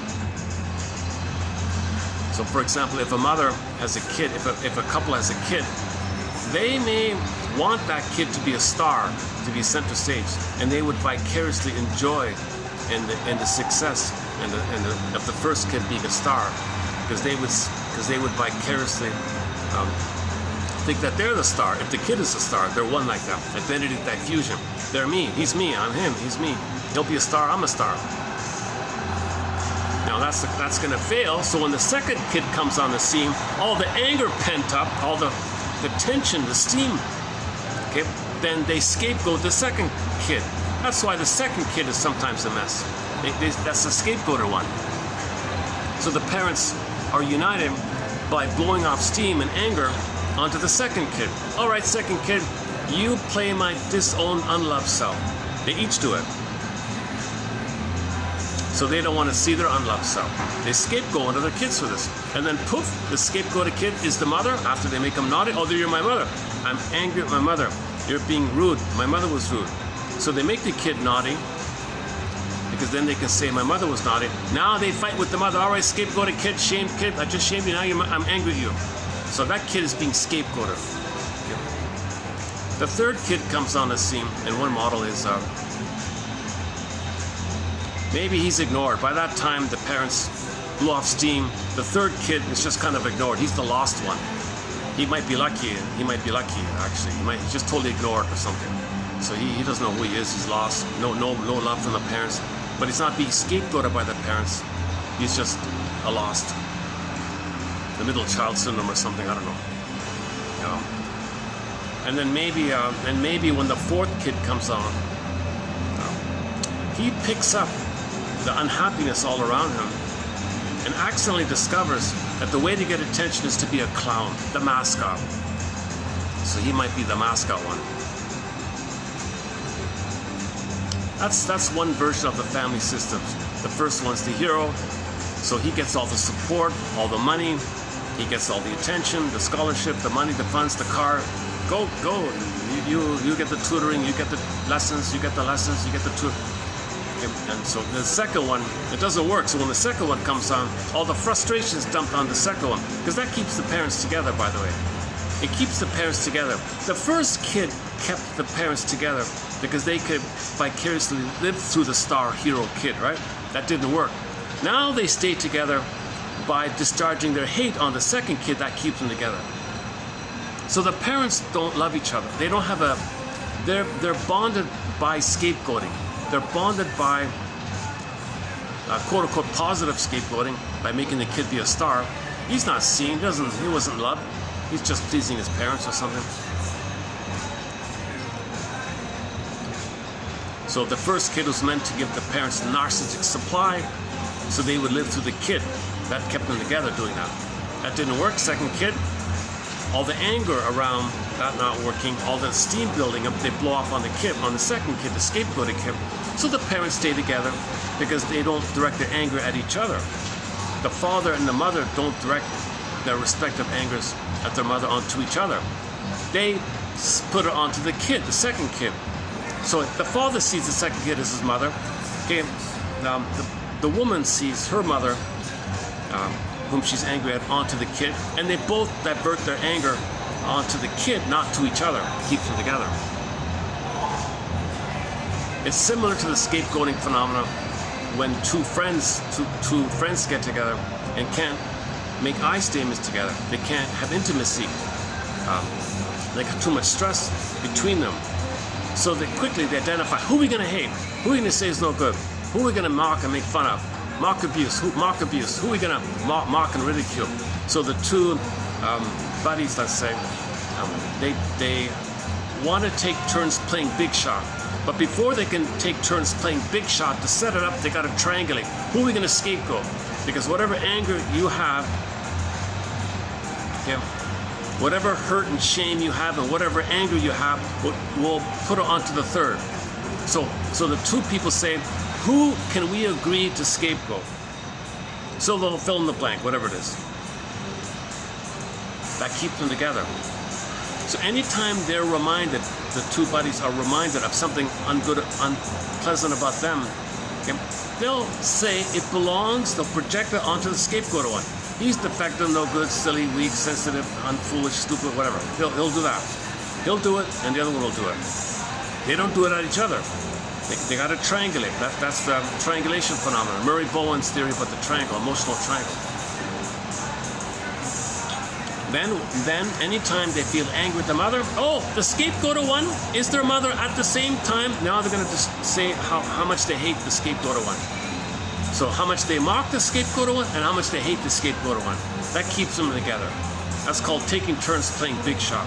Because after they do that, all right, now that we've blew off some steam, fine. You get a turn playing big shot. Okay, I get a turn playing big shot. We got a narcissistic supply. It's utilitarian like that. There's no affection or love, or there's no oxytocin. There's no.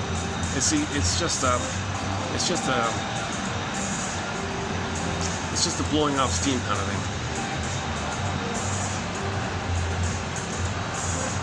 Their laughter is dark laughter, cynical laughter. Their humor is a lot of bitter banter.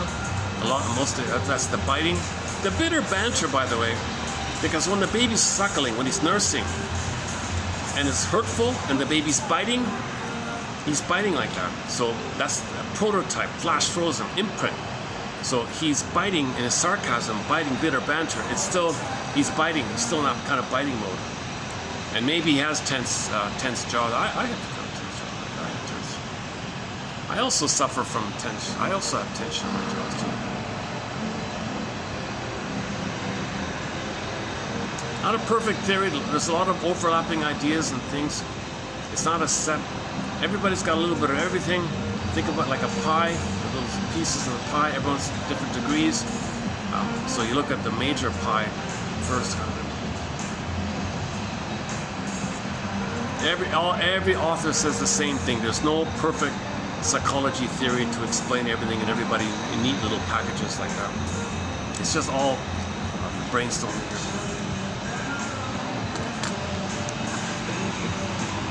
Is that it? Where are we here?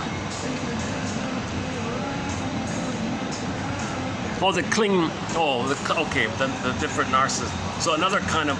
So we talked about the voyeur narcissist, the passive-aggressive narcissist, the turtle narcissist. There's also the clinging vine narcissist. Now the clinging vine narcissist. Oh, the waif. Forgot about the waif. Don't forget about the waif narcissist. The waif narcissist. That's like a double oral fixation, right? The narcissist is the oral, and the waif version of that is like a double oral issue. They're very passive. They hope somebody will save them, I guess. The clinging vine narcissist. Okay, it's the narcissistic version of the codependent. Now, the codependent is a little more advanced. The codependent says, "I'm not okay. You're okay. Let me please you. Let me help you. I want to win your love or something. I'm not okay. You're okay." The clinging vine narcissist. No, I'm a narcissist. I'm superior, but I gotta cling to you. So there's a difference between the voyeur. The voyeur, it's more narcissistic fusion. The clinging vine one, it's more of a dependency, demand, expectation. So they're a little more hostile in that sense. So the clinging vine narcissist, what do you say here? Yeah, they don't stand on their own yet. The inability to stand upon their own feet. They expect the world to recognize their needs and to satisfy them without the necessity of any effort on his part. Okay, so the clinging vine narcissist, or all oral types, most oral types might be in that kind of place. Well, you've got the armored version, the character armor as a shield over it, so you don't see it, so it's going to be hidden like that. But they still feel underneath that the world owes them. That one there.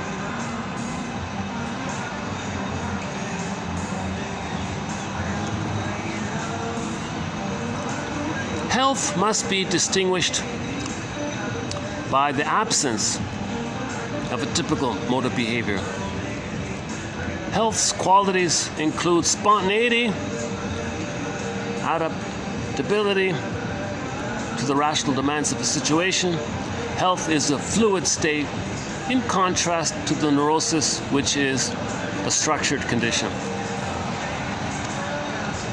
If you're fixed and you're rigid in a certain way, and you're compulsive in a rigid, certain compulsive way, okay, you don't have that kind of fluid thing. The fluid thing is sometimes you can reach and trust and love. Sometimes you withdraw to rest and restore. Sometimes you set a boundary to protect yourself. But clingers, the pleasers, oh, let me please you, it's rigid. I gotta please you. Or the aggressor, I'm against you. The paranoid aggressor, I'm against you. Or detached, aloof. So go to Karen Horney's book called Our Inner Conflicts, about those who move towards people, those who move away from people, and those who move against people, that one. Moving towards, away, and against, those three ways. If you're fixed in one, like if you tend to do just one of those three, that's most likely in the rigid kind of area. You're meant to flexibly be able to do all three on the healthy spectrum.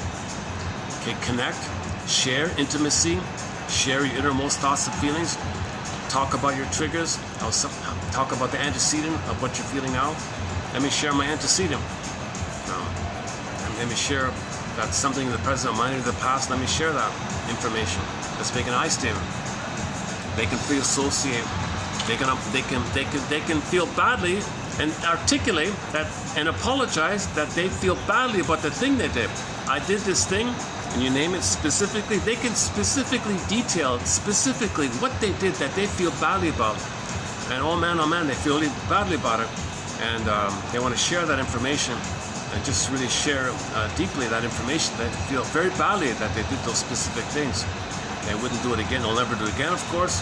They wish they couldn't. They wish they could undo it. They want to make amends. How can I make it right? I want to do something to make it right. They make some kind of amends. So they can't apologize like that. So the fluid one, they can apologize, they can rest, they can connect, they can trust, they can be careful, they can, they're a little more adaptable like that.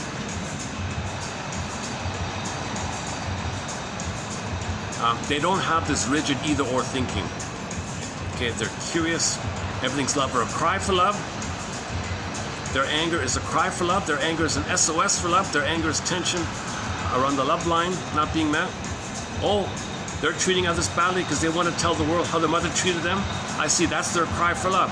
Their cry for love is to say they're angry at how their mother treated them. So they treat others badly to show you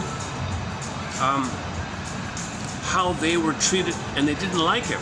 That's their anger, by demonstrating what the mother did to them. That's their anger. Anger is an expression of the cry for love, the need for love. So they show you the anger.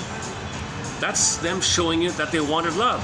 Anger means they want love. So if somebody's rude or hostile, no, they want love. So you're curious about that kind of thing. You translate their anger and hate and hostility as a cry for love. That wasn't met in the nursery time. Okay? Again, the fruit on the tree. Mother kicked them off too early. That's a tough world. I'm not going to nurture you. I'm not going to nourish you. Get out of here. Premature weaning. That'll be enraged like that.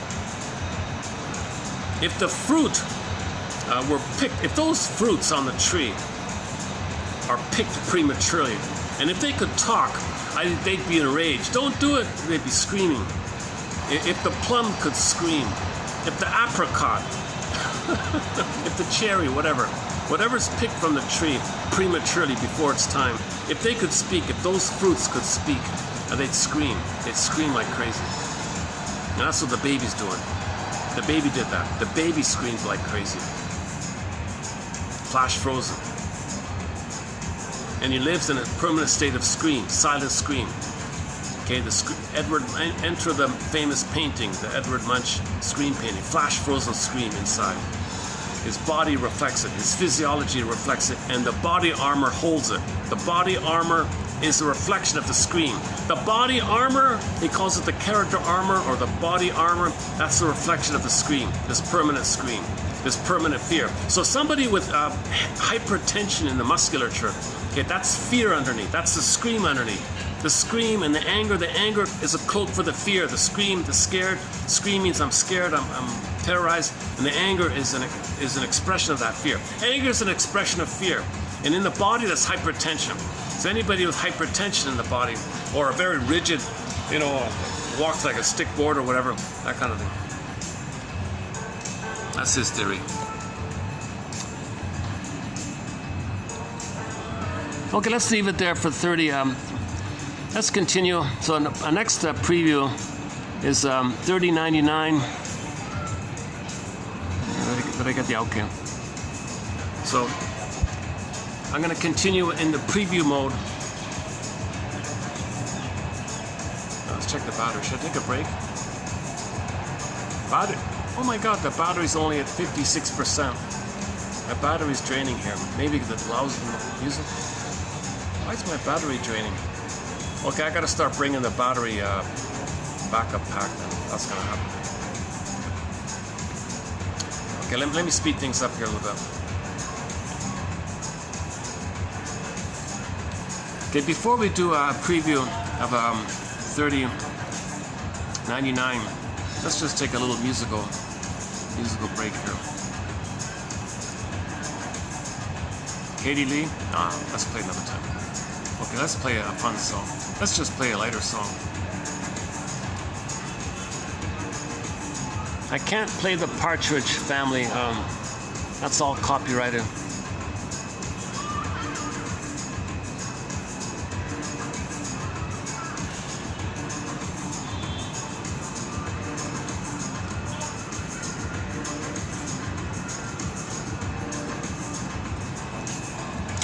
Okay, here's some Brad Delp, the singer Brad Delp. This one is okay with the copyright thing. Okay, so I'll see you in 3 minutes. Let me just take a stretch here.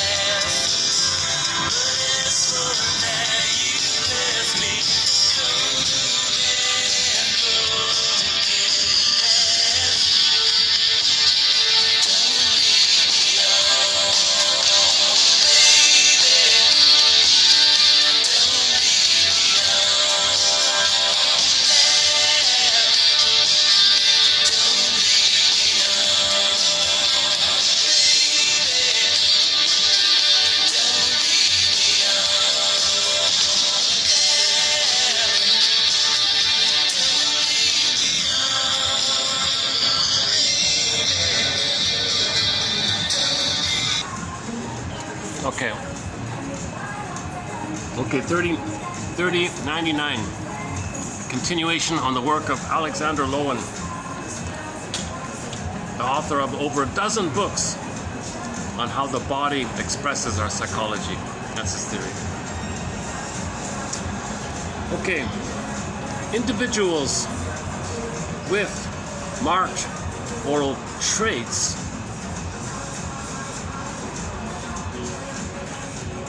sometimes other things develop. So sometimes you see the oral trauma, but they may be but they may have 10 PhDs. The precocious child is typical of this. The infant who makes his adjustment to adult reality too soon loses out in the long run. A full and pleasurable babyhood and childhood is the best guarantee of a strong ego and a good reality function.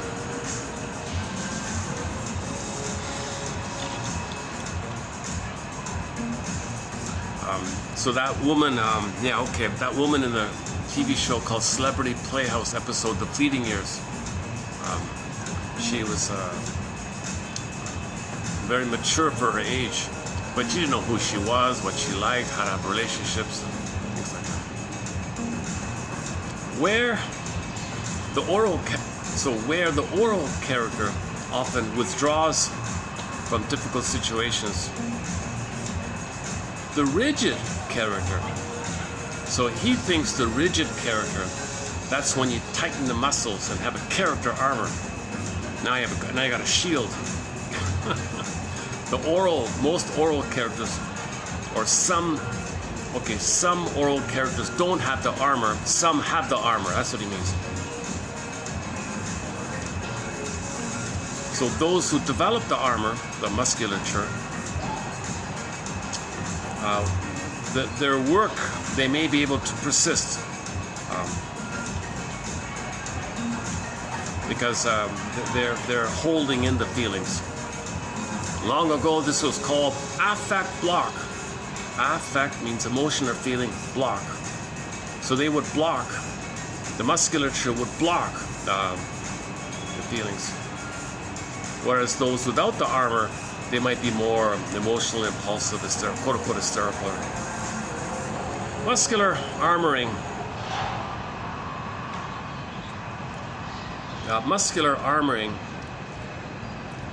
And to equate it with the psychological attitude. Okay, but it is only to this type of structure that the concept of armoring applies, for the oral character has no such defense. I see. So he makes some kind of distinction between the oral character as not having the muscular armoring versus the armoring one. But the armoring one is also, it's also the oral. So it's like a branch or something. Individuals so armored experience little anxiety, for it is precisely the economic function of the armor to bind the anxiety. Okay, so someone who walks like a brick or something, whose body looks like a brick or something. So that's oh, my phone's freaking out here. What's going on here? One second. What's going on here? Oh, wait a second. Sorry, 1 second here.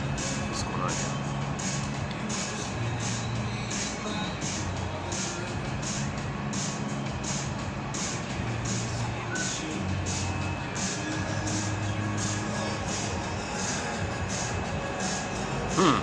That's weird. My phone did an unusual thing here. I got this really basic bargain bin. It was in the corner bin in the shop. Throwaway, clear out sale kind of thing. As an old model, it's a basic one, anyways. It doesn't record too well.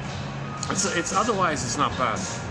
Luckily the speaker's good, so I can play music, so I'm using it mainly as a music player. Of course you can do everything else. The recording is not too good. The audio, the visual's okay, but the audio recording, it's too muffled. I can't use it.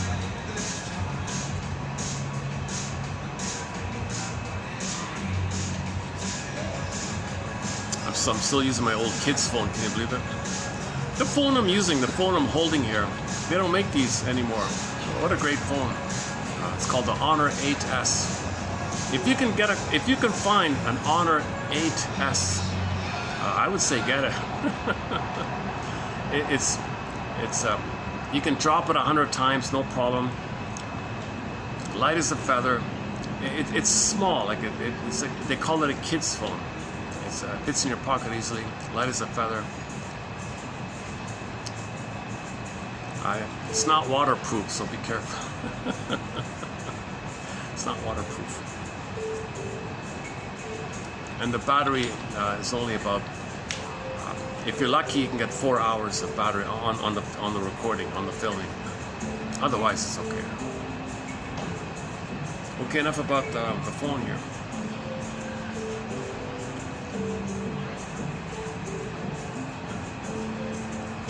Okay, so some oral characters don't have the armor.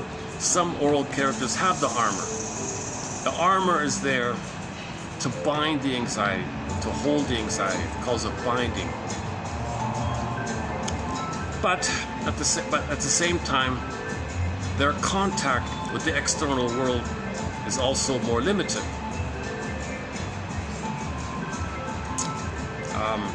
And if people around them are more fluid, more relaxed and creative and playful, whatever, they feel themselves to be dull or inferior or lifeless, etc. So they pay a price like that. It is this experience which brings them to therapy.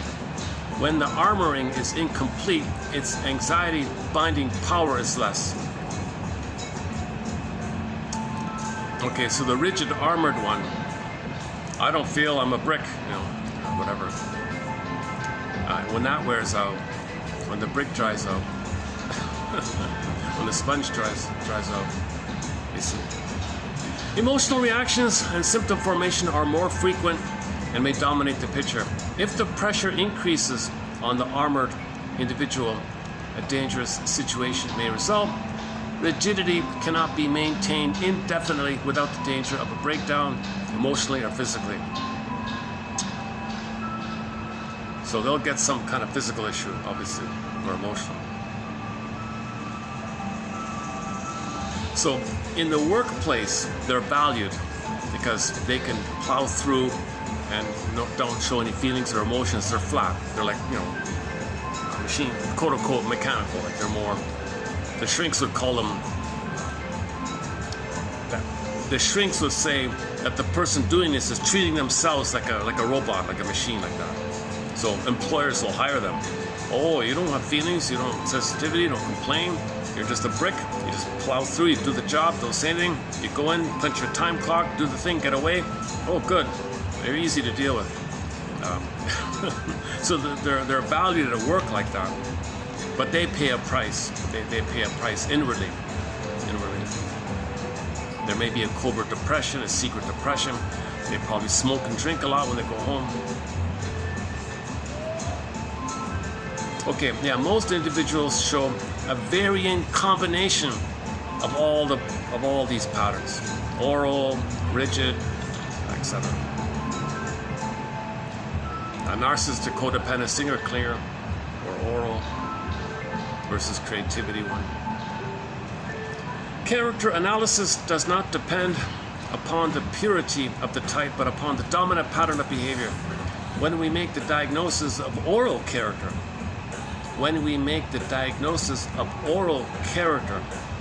this doesn't mean that the individual has none of the other qualities or traits.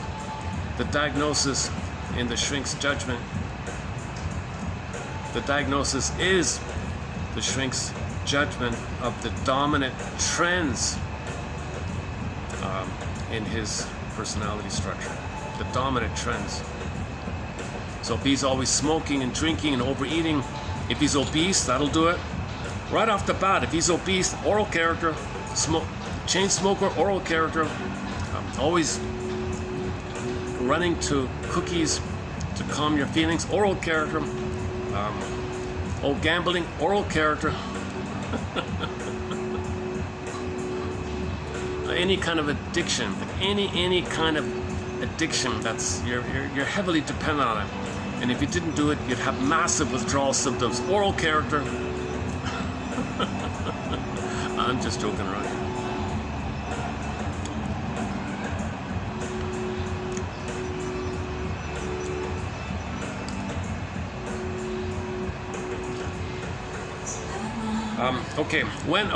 Here's an example of the oral character. Oh, here it is here. When I questioned him in the first interview about his attitude towards work, he expressed strong reluctance to accept the necessity for work. This attitude, I have found, is characteristic of the oral character. I challenged him by asking if he felt that the world owed him a living. Unhesitantly, he said yes. One cannot argue with such a belief, for it translates an inner feeling of deprivation. An inner feeling of deprivation. So if somebody has this entitlement complex, grievance collecting, injustice collecting, oral collecting, world owes me a living attitude. Okay, that translates to an inner feeling of deprivation, abandonment syndrome, abandonment neurosis, abandonment complex, abandonment depression, the basic fault, the core fault. Okay, so the image is the gap in the earth. The baby experienced a huge gap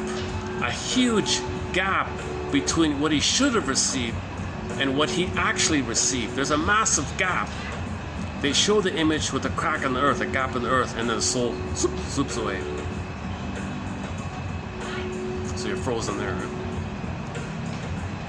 Where your soul gets repressed, that's where you're frozen. That leads to hate. He said, hate is frozen love. Yeah, that's his line there. Hate is frozen love. Let's try that one. Where are we here? Okay, here we go. The individual with this attitude acts like one who believes that he has been cheated of his birthright and will spend his life trying to recover his inheritance.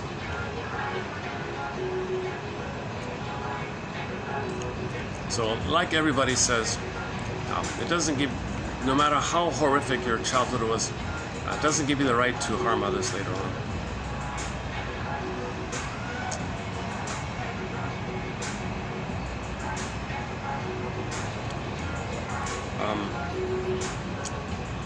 Okay, next one here. In the therapy of the oral character, one must bring home to the client the fact that what he holds out as love is experienced by others as a demand for love.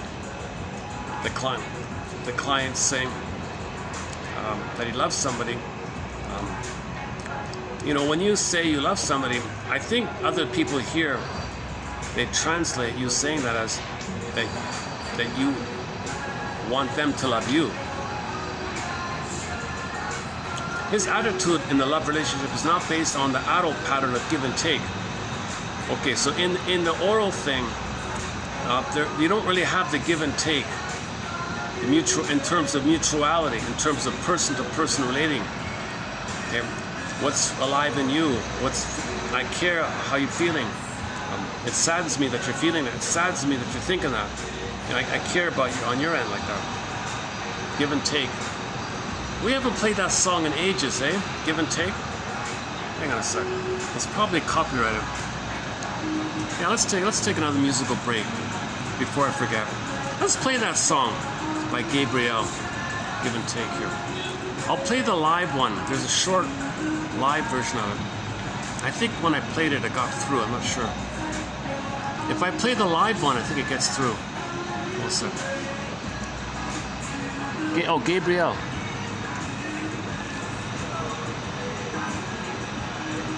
Okay, give and take.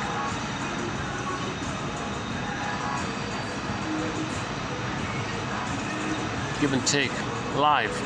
No, that's not. Hang on. Oh, here it is. 2004. It's only a minute long. Yeah. Let's just take a little musical break. So she's saying to the narcissistic boyfriend, "Don't you understand? Relationship is about give and take. You think it's all about you all the time. I'm tired of this. I'm out of here. It's give and take, man. Dude, it's give and take here."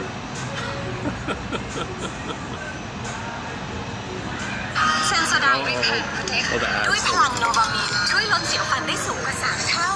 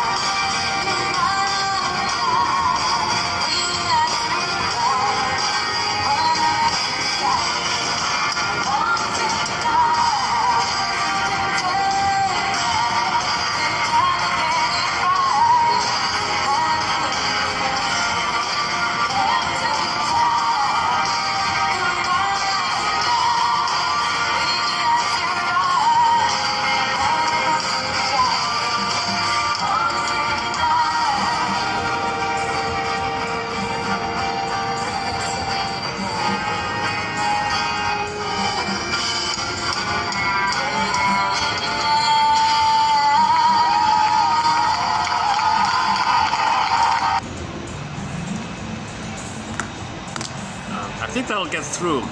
There's so much noise around. If I play the studio, it'll get copyrighted to trim it out.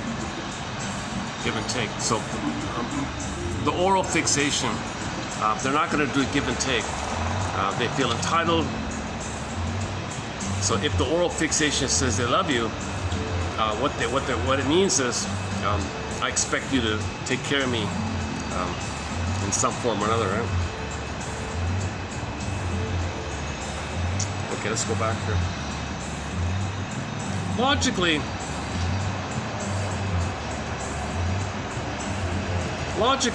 oh, here's the fruit one. Logically, one can compare the nursing infant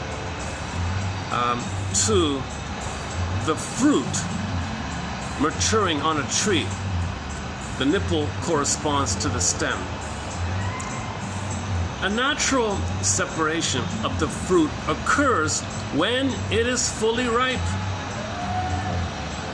It then falls to the ground to start an independent existence by rooting itself in Mother Earth. It is only the unripe fruit. It is only the unripe fruit which presents a resistance to its separation from the tree. Of course, the baby's screaming with weaning trauma or relational trauma. The analogy between the oral character and the unripe fruit. In the case of the fruit, the more mature it is before the separation from the tree, the more natural sugar it contains and the sweeter it is. The unripe fruit is bitter and is the immature. And it is the immature organism which loses its vital connection to their mother too soon, its mother too soon. The oral character is bitter, and this bitterness can be found in every individual who has a strong oral element in his structure. So it shrinks he said, no one believes it. Most of the time they don't believe it. So back to the Partridge Family, the little skit there with the Partridge Family. One brother playing the shrink, the other one lying on the sofa. So go on, tell me your story. He said something, and the other brother said, aha, hostility's coming up. Hostility.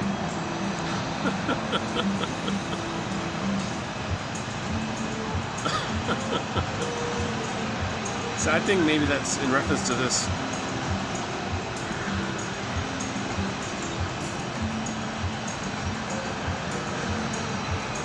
But remember, hostility is the pain around not getting love. Anger is an expression of the pain and the tension and the hurt and the shame and the fear of not getting the love. You think there's an underlying fear that you're going to perish, so the anger is cloaking. The anger is the armor. Anger is the armor for the fear that you think flash frozen when you were a baby, you were going to be a goner, and that's triggered in the present.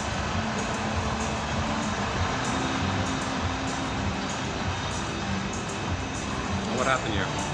Oh man, I gotta get used to this phone here. It keeps flipping around on me. Okay, is that it? Okay, next one here. Next one here. It would,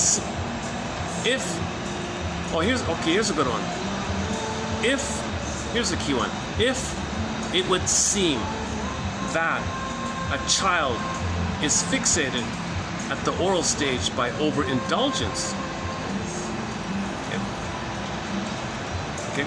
If it would seem that a child is fixated at the oral stage by overindulgence, further investigation will frequently reveal an earlier severe lack of maternal support.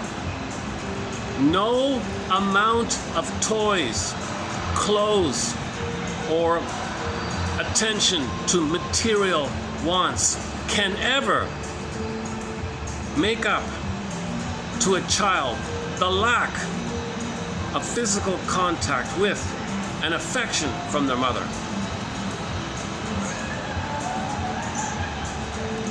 Enter the famous one-liner, children need your presence, not your presence. Such children may act like spoiled brats. It would seem that they get everything they want, but they are not happy. Enter ennui. So the wealthy have ennui. Spoiled brats turn to ennui, right? Not just, okay, sorry. There's a quote that says the poor are bored and the rich have ennui. Because the people without money have hope, but there's no chance, so they feel bored. But the wealthy have all the money. They got everything, it didn't work, leads to ennui. That's such spoiled brats. They got everything. No amount of stuff can correct your mother not holding you and nursing you and singing lullabies to you.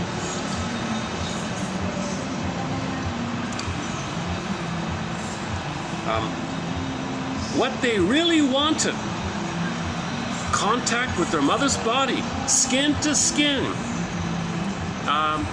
natural feeding, eye to eye, loving gaze, warm embrace, rhythm of safety, skin to skin, lullaby, sleeping on mother's belly, skin to skin. Missing, touch, caress, tenderness, affection, tenderness, sweets, sweet touching, affectionate tenderness.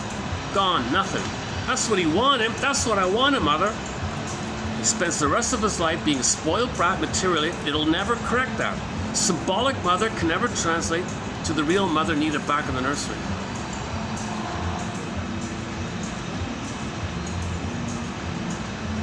Let's let the iPhone read it out. Read out the whole. Let's see it.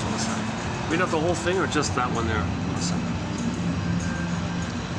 Okay, let's just read out the whole thing. Do you prefer the male or the female voice? Okay, whatever's queued up here. Let's let the iPhone read this one out. Oh, the view. Oh, hold on.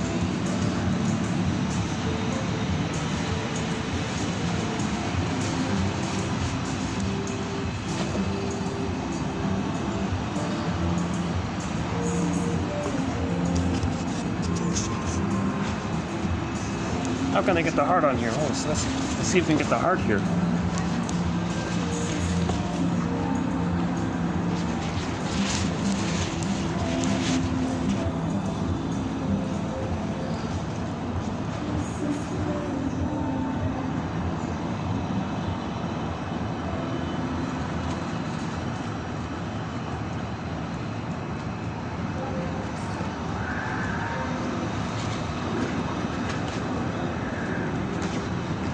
Let's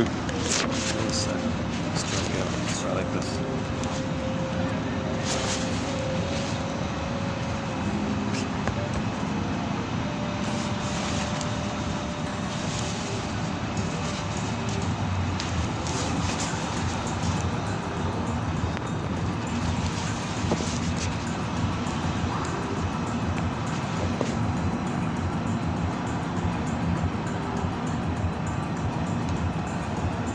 Where the oral character withdraws from reality in unfavorable conditions. Hang on.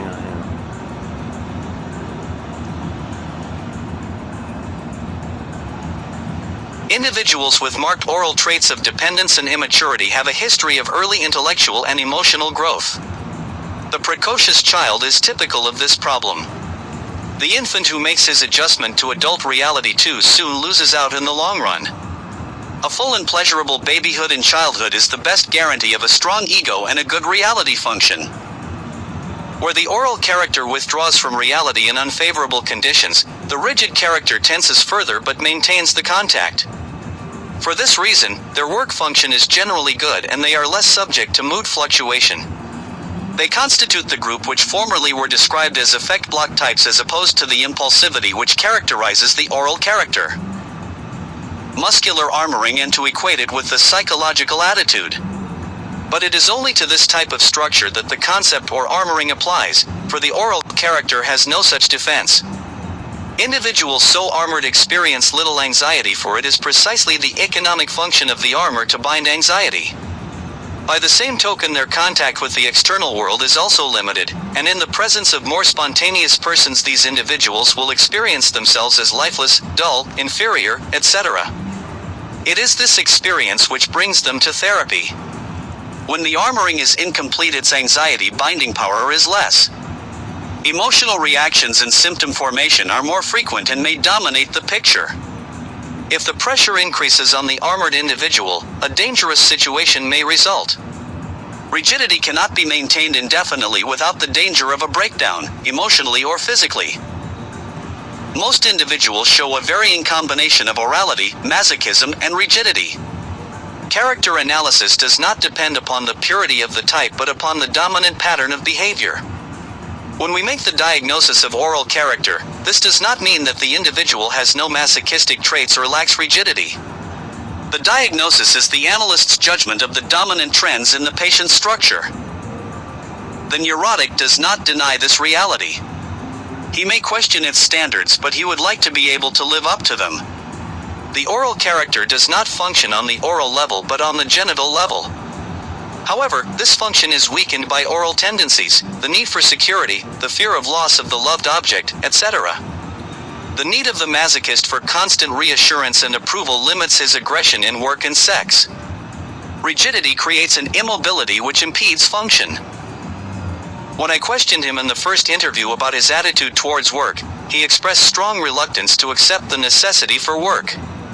This attitude, I have found, is characteristic of the oral character. I challenged him by asking if he felt that the world owed him a living. Unhesitatingly he said yes.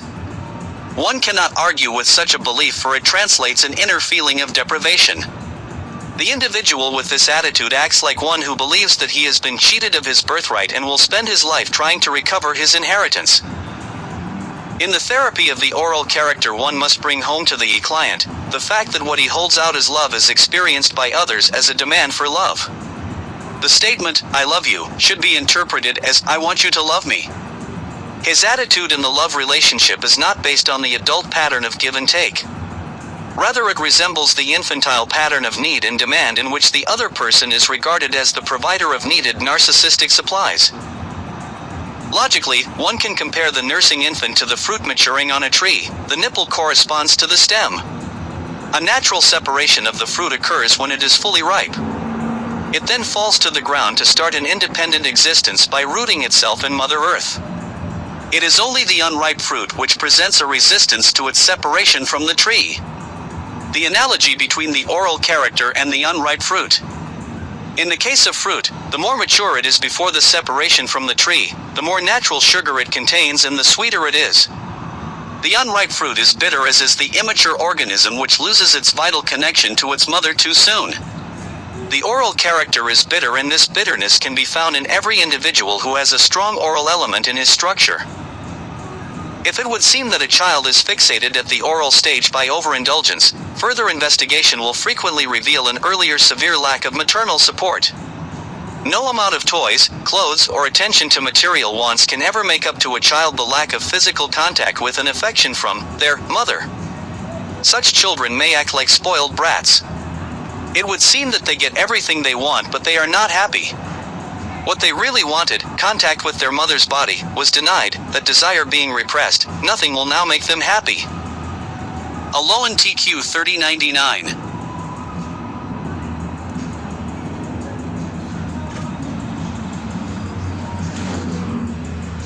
Back to that fruit one for a minute.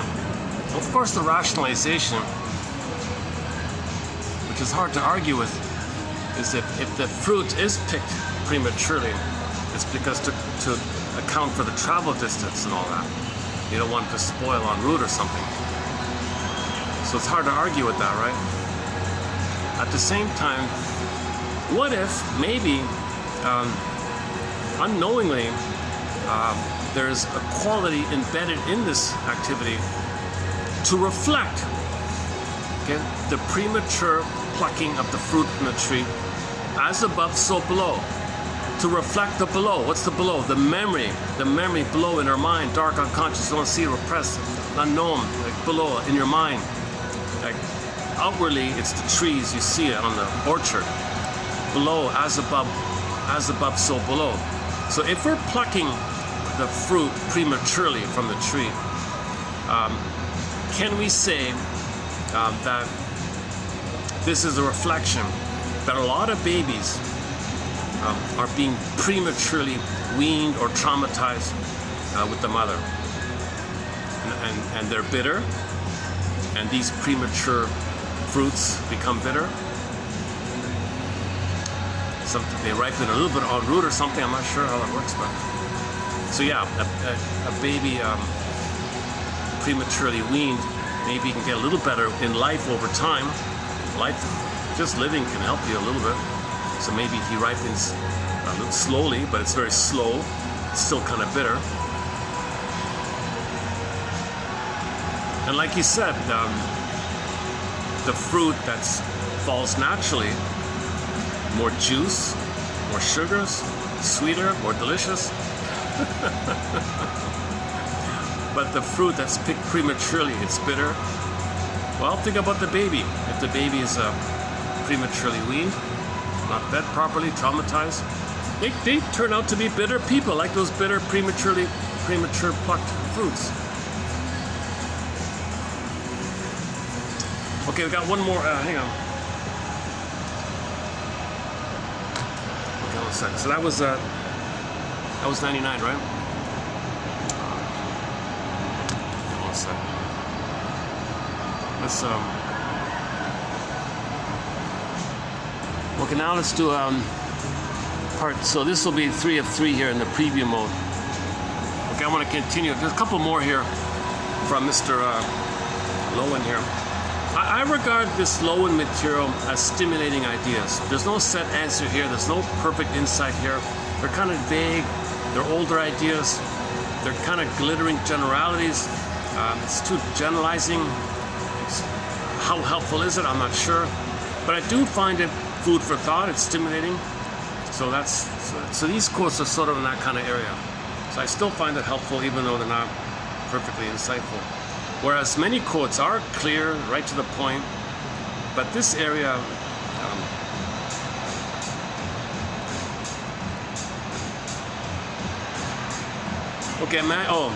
let us try to place ourselves in the position of the partner who remains outside of treatment.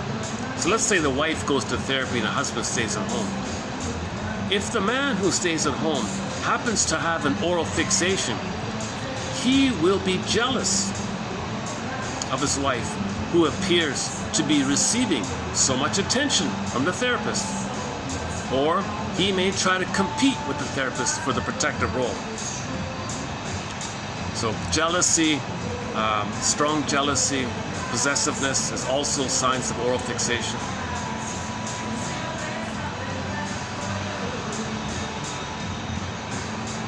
Oh, okay. This is from Mr. Your Billy. This is from his book called. This is not Lowell. This is Jörg Willie's famous book, Couples and Collusion. Is that right? Yeah. Okay, this next one here. It's not fun to read, but here we go. Some mothers almost. This is the smothering one. The smothering mothering. They stuff them with food. Some mothers stuff their children. Come on, eat. Come on, don't eat more heartily. Force feeding, squeezing them to almost. And when she hugs them, she's hugging too hard. It's painful for the kid. Force feeding, squeezing too hard. The mother wants to create. The mother has an oral fixation. If the mother does these kind of things, she may have an oral fixation, an oral character structure. She's trying to satisfy her oral need through the child. Her longing for comfort can then be resolved in the satisfaction of her child. I'm going to comfort you, child. I'm going to comfort you, child. I want to be comforted. No deprivation. Eat more. Stuff, because she has an oral emptiness. Skin contact with the clinging child answers her need for tenderness. Yeah, so she's hugging the child in terms of tenderness from her mother to her. One of life's little switches. So that's inappropriate. That's a boundary. That's a psychological incest. Caring for and nursing him satisfies. So that's too extreme, right? If the mother's hugging the baby like the baby's a teddy bear, and she's getting comfort from the warmth of the baby's body, not paying attention to the baby's needs, not giving affection and safety and soothing to the baby, using the baby to comfort her. That's what she's talking about. What term do we use for that? Caring for and nursing him satisfies her own needs, her own unfulfilled needs for caring and being cared for. The mother hopes for an everlasting symbiosis. Okay, constant craving, attachment, striving, symbiotic striving, constant craving. The mother hopes for an everlasting symbiosis with this one being who belongs to her. You're mine, symbiotic, we're one. She is frustrated and hurt if the small child refuses to let himself passively be manipulated like a doll and begins instead to develop his own initiative at an early age. So she freaks out if the child squirms away or something. This can become a real crisis for the mother. Her existing insecurity and mistrust will be shaken even more by the child, and her self-image still further devalued. She feels she is a failure, and so on, in that kind of area. Unconsciously hating the child while at the same time exaggerating the compulsion to sacrifice herself for him. Yeah. And again, reaction formation. Look what I'm doing for you. But she hates the child. She allows herself to be drawn into a collusion which causes an oral fixation in the child. Of course the child's going to end up with an oral fixation if the mother has an oral fixation like this. If the mother acts out her oral fixation on the child, that child will get an oral fixation. With the result that if the child becomes a mother, she too will probably pass on to her child the same oral disturbance. In this way, neurotic disturbances are often passed on by tradition from generation to generation like a curse.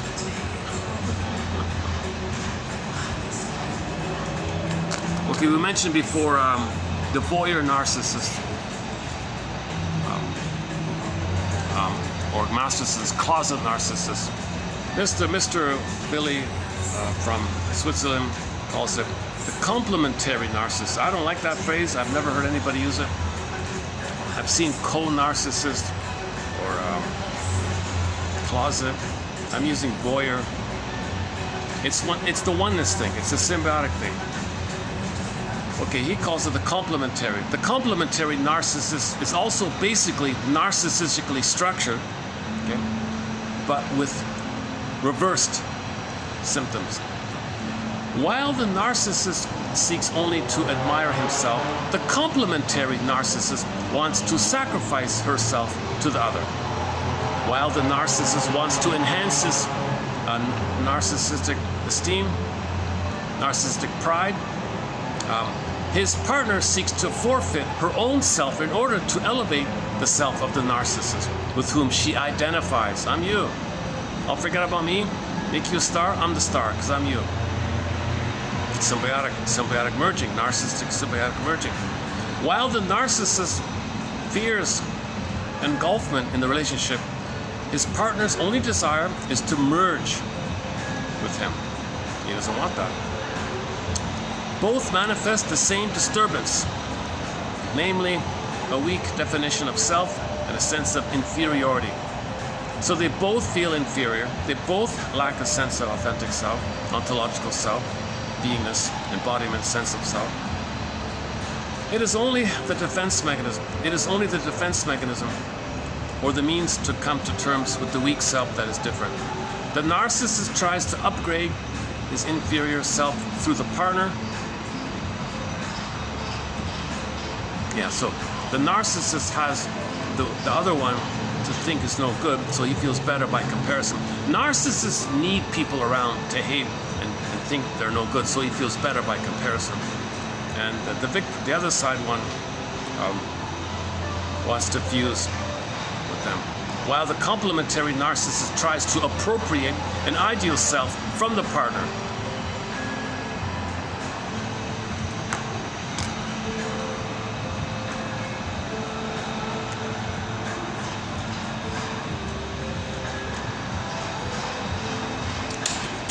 I've seen it on TV. I've seen this kind of thing on TV.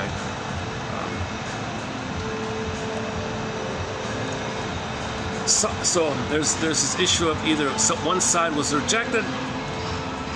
In this area, one side is kind of rejected. One side is looking for. Okay, narcissistic complementarism. Okay, so the voyeur one, okay, or the closet one, or maybe the clinging one, okay, that's they're looking for, right? That's one part of it. A. B. They want to be cared for and protected. Okay. C. They want the other one to lead and make all the decisions. And then D. She'll play the traditional 50s wife role, and he'll be the He-Man and do everything. So that's A to D, 4 parts, right? Now on the exhibitionistic one, he says, I'll be everything, I'll be your everything, I'm the star, I'm the hero, I'll be your everything, okay? I'll be everything. You worship me, I'll be your everything. B, if it's a woman, for example, she'll do the mothering thing, so she no longer feels like a helpless child. Okay, so the B part is they'll do the nurturing one instead of, I wish to offer myself to you as an ideal mother and no longer be treated like a helpless child.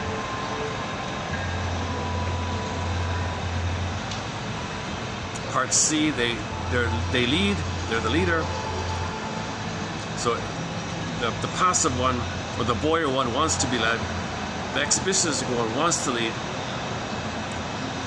And part D is, I want our relationship to confirm my masculinity and no longer be criticized by my mother as a failure.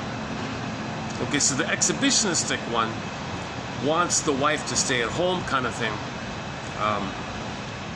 and keep her down, because otherwise, if she has some kind of agency or initiative, and she's like a person. My mother was a person. She criticized me. Don't be a person. Be a doormat. I feel stronger like that. So that's two. So the narcissistic couple, okay, the narcissistic couple, one version of the narcissistic couple can be kind of like that. Or the man, let's say, is the exhibitionistic one, the traditional He-Man one. Okay, so he says, doormat, wife, I'm everything. I'm your everything. I'll decide. I'll do everything.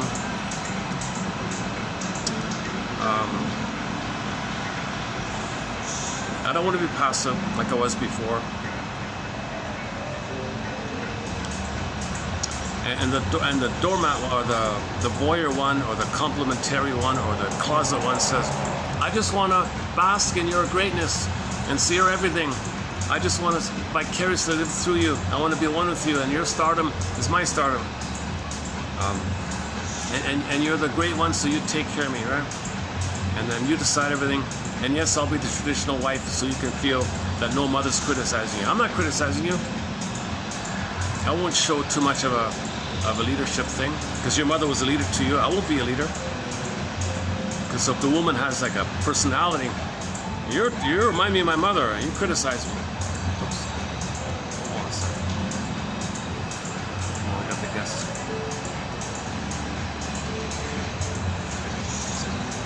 Okay, I might have to move here in a minute. Let's see how it goes. Let's check the time. What is it? 5:04. You're kidding. Seriously? It's already 5 o'clock? I feel like I just got started, to tell you the truth. I feel like I'm just warming up. 3 hours here. What's the battery? Battery, 35%. Less than an hour, huh? I've got less than an hour on the battery, huh?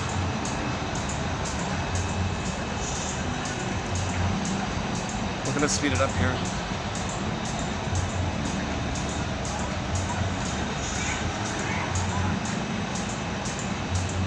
Oh, here's one from Erik Erikson. So somebody quoted Erikson. I don't have many quotes from him really, but we did post the recent one about stage 6, have his 8 stages. In order for stage 6 to be successful, there has to be a person to person. So stage 5 is to get the people, is the hero's journey, to get the eye to eye. Then in the relation, 6 is about relationships. Right? So if the relationship's going to be successful, that means they did number 5. If they did do number 5, there'll be problems in the relationships. So in the sitcoms, they always need some kind of intermediary rescue kind of thing to offer tension release to the viewer, stress release to the viewer. So okay, here's a little more. Okay, what is this one? The loss of mutual regulation with the maternal source of supply is exemplified by a mother's habitual withdrawal of the nipple because she has been nipped, or because she feels she will be.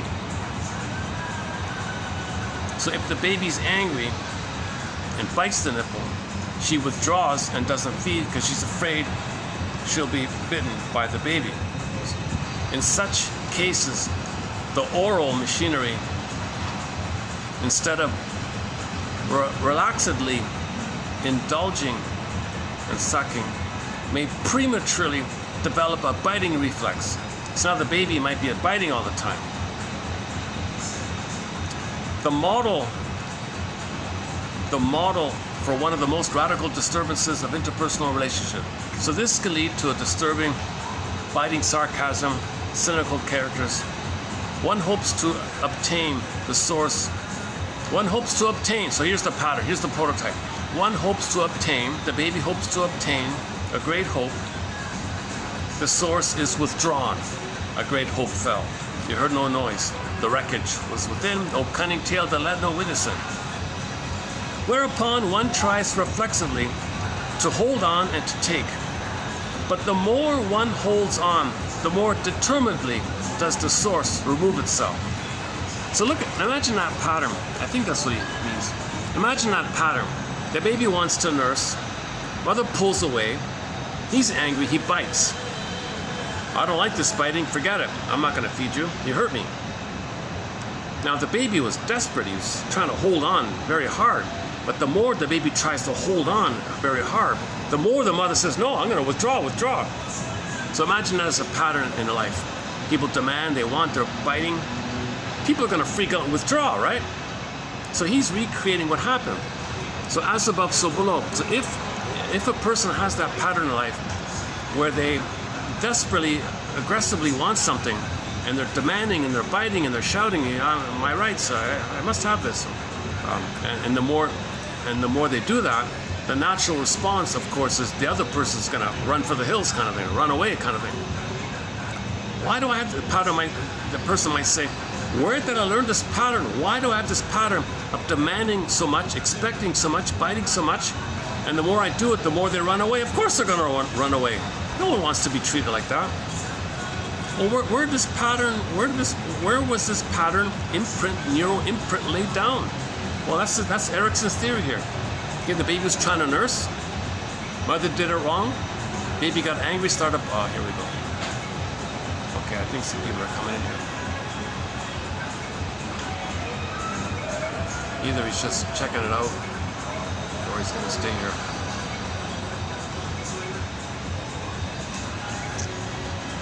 Hold on a second. Okay, let's do this. Let's do the readout then.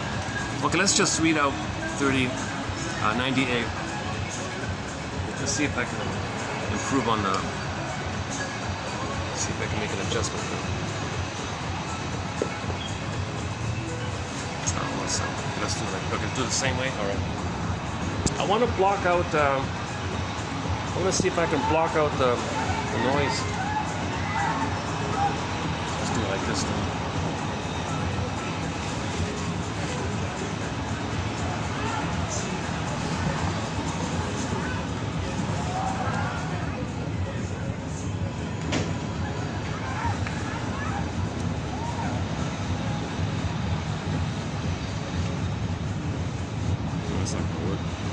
All right. Okay, I'll have to figure this thing out.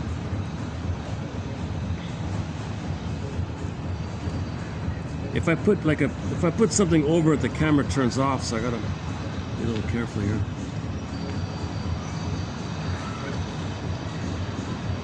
Okay, let's change up the voice here. Hold on a sec. Let's try the. Let's do the female one. Identification is a major part of psychoanalysis. Hang on. It is assumed that clients will identify.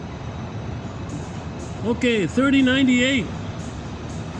Mostly by Jörg Willi from his book called Couples in Collusion.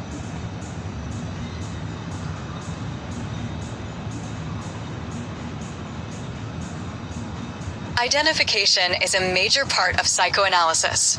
It is assumed that clients will identify with their therapists as parental figures because the therapist is a caring, attentive, and supportive figure for the client.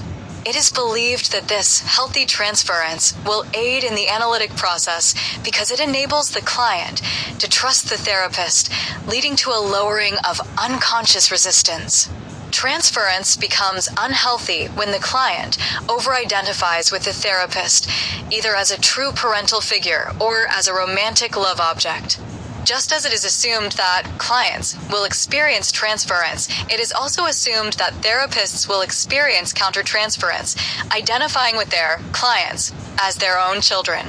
It is healthy and necessary for a therapist to feel a certain amount of care and responsibility for their clients. But countertransference becomes unhealthy when the therapist reciprocates the client's love and sees him as more than just a client. W. Indic. Let us try to place ourselves in the position of the partner who remains outside treatment. If he happens to have an oral fixation, he will be jealous of the client who appears to be receiving so much attention from the therapist, or he may try to compete with the therapist for the protective role. Some mothers almost suffocate their children with love. They stuff them with food in an impulsive, hearty way, squeezing them almost to death in their arms and assume unhesitatingly that the child is a part of them and belongs to them. If the mother becomes aware of her own oral character structure, then she may desire to satisfy her oral need through the child. Her longing for comfort can then be resolved in the satisfaction of her child. Skin contact with the clinging and smiling child answers her need for tenderness. Caring for and nursing him satisfies her own unfulfilled needs for caring and being cared for. The mother hopes for an everlasting symbiosis with this one being who belongs totally to her. She is frustrated and hurt if the small child refuses to let himself passively be manipulated like a doll and begins instead to develop his own initiative at an early age. This can become a real crisis for the mother. Her existing insecurity and mistrust will be shaken even more by the child and her self-image still further devalued. She feels she is a worthless failure and becomes depressive, tense, and easily excitable, unconsciously hating the child while at the same time exaggerating the compulsion to sacrifice herself for him. She allows herself to be drawn into a collusion which causes an oral fixation in the child, with the result that if the child becomes a mother, she too will probably pass on to her child the same oral disturbance. In this way, neurotic disturbances are often passed on by tradition from generation to generation like a curse. The complementary narcissist is also basically narcissistically constructed, but with reversed symptoms. While the narcissist seeks only to admire himself, the complementary narcissist wants to sacrifice herself to the other. While the narcissist wants to enhance his self-esteem, his partner seeks to forfeit her own self in order to elevate the self of the narcissist with whom she identifies. While the narcissist fears engulfment in a relationship, his partner's only desire is to merge completely with the other. Both manifest the same disturbance, namely a weak definition of self and a sense of inferiority. It is only the defense mechanism or the means to come to terms with the weak self that is different. The narcissist tries to upgrade his inferior self through the partner, while the complementary narcissist tries to appropriate an idealized self from the partner. Both partners can externalize a regressive need such as asking for help by locating a helpful third party in an old friend, therapist. Should the role of the third person actually be played by a child, there is a risk that the child will be kept in a state of dependence and submission and not develop his own autonomy. Sought after or rejected. Narcissistic complementarism. I want to be cared for and protected. You lead, fear being abandoned. Traditional wife role, / I'll be your everything. I wish to offer myself to you as an ideal mother and no longer to be treated like a helpless child. I lead. I want our relationship to confirm my masculinity and no longer be criticized by my mother as a failure. Jotwili. The loss of mutual regulation with the maternal source of supply is exemplified by a mother's habitual withdrawal of the nipple because she has been nipped or because she feels she will be. In such cases, the oral machinery, instead of relaxedly indulging in sucking, may prematurely develop a biting reflex, the model for one of the most radical disturbances of interpersonal relations. One hopes to obtain, the source is withdrawn, whereupon one tries reflexively to hold on and to take, but the more one holds on, the more determinately does the source remove itself. E. Erickson, TQ 3098.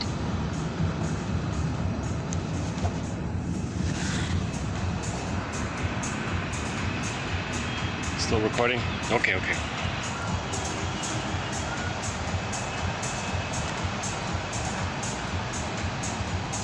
Yeah, so that last one, Erickson. So if you know someone who's demanding and aggressive, it might be from there. Might be that there. That the mother punished the baby for biting her.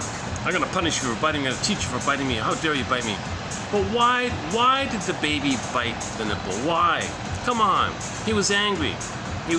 Mothers have to understand that when babies are angry, they're crying for love. But the mother says, you're angry, you can't show anger at me, I'm going to punish you. So now the personality can be, he's going to be very aggressive and controlling and demanding and forcing. So he's kind of like unresolved. The baby wishes, he had a fantasy, I wish I could force this mother to behave and be a good mother. I'm going to control her and force her. The breast is the thing. I'm going to control this thing and own this thing and possess this thing to make it steady like that. So if somebody has that kind of aggressive, possessive, demanding quality, okay, the source point, the seed point, the imprint is this experience by Erickson. Baby tried to nurse, mother did it wrong, baby got angry, started biting. How dare you bite and punish him for the biting? Baby thinks, well, don't go away, don't punish me for this. My anger, my biting was my communication to let you know that you were doing it wrong, that I felt scared. The angle was wrong. The milk's supposed to flow smoothly. It's supposed to be a rhythm of safety, a lullaby. The milk's supposed to flow easily. Rhythm of safety. And you're jarring it, and you're forcing it, and you're intermittently frustrating me, and then you're doing it too much and not enough, and you're scaring the hell out of me. I'm frustrated. I'm angry now. Oh, you're angry. So in the baby's fantasy, he's left with this swirling in his mind like that.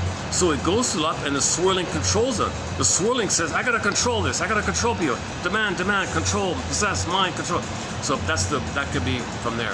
So that would be the bully pattern, of course, or the covert bully pattern. Or any other pattern with those traits, I guess. So one quote was, the bully pattern was prematurely ejected out of the mother-infant dual unity. He was prematurely ejected out of the psychological egg the first 4 to 5 months. So mothers have to hold the baby. Right? They gotta hold their baby in their arms. Softly, comfortably. It's gotta be like a nest, a cradle, smooth, flow. My goodness. One quote said, when the baby sleeps, let the baby sleep on her belly, because the belly will already have the grooves that he's familiar with. He created those grooves, right, inside. So just place the baby on top. Oh, that's home. I'm familiar with these grooves. Let him sleep there. When he nurses, he looks up, latches on, starts suckling, goes back, sleeps on his belly for 4 to 5 months.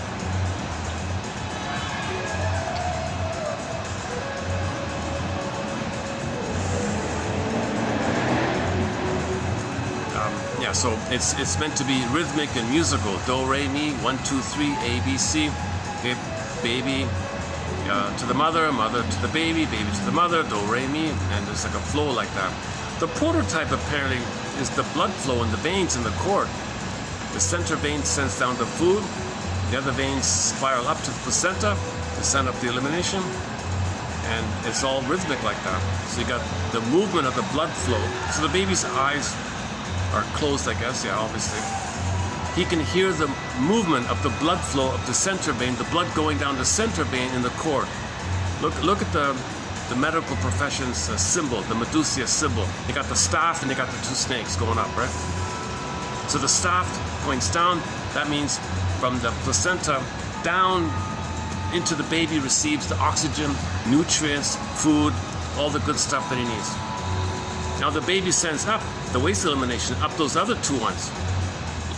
That's the image of the snakes. Okay, that's the 2 veins. I think they said it's 1 artery and 2 veins or something. So the baby can hear this kind of thing. Blood going straight down, 2 going around and around up. Straight down, round and around up. Do, re, mi, 1, 2, 3. It corresponds to the musical notes, they said.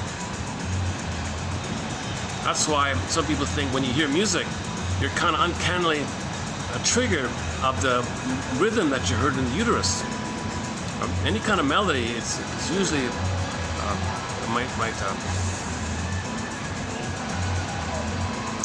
okay, this topic of music, that's a separate topic. Depends on how much stress you have. See, somebody who's stressed, they might like this more manic-y, hyper techno, how much is it, 30 beats in a second or something. They might like this manic because they're maybe too stressed.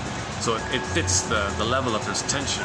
So maybe they feel validated, one with the thumping like that. It's too much for me personally, but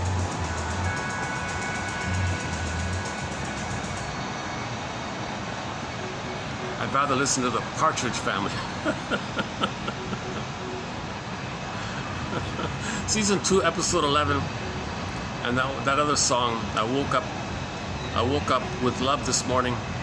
Those two. I don't play them due to the copyright, but anyways. Let me get the battery. Honestly speaking, I was thinking about, like I'm discussing 3 pages of quotes. So I'm reading them, I'm discussing it, I'm nervous about it. So there may be like an oral element in my presentation. There's definitely some kind of oral element in my discussion, in my presentation. I'm trying to milk in the knowledge. Like when I share it, I'm trying to learn it. My anxieties, the biting part of it. So the anxiety in me is the biting, right?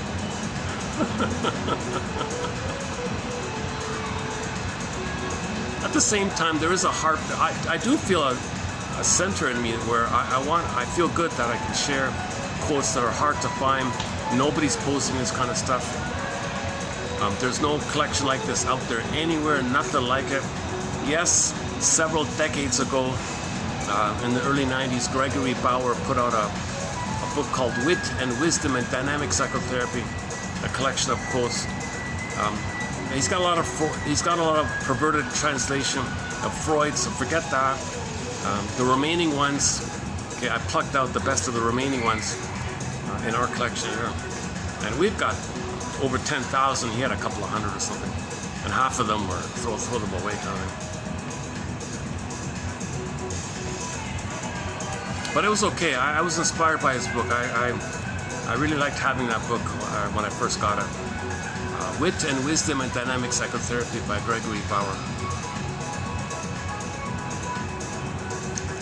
If 1001 Windmills of the Mind could be published in print form, it'd be an encyclopedia. It'd be a 62-volume encyclopedia, like thin, each volume being a thin one. Maybe one volume could have like 5. It'd be like a 10-volume encyclopedia, put it that way.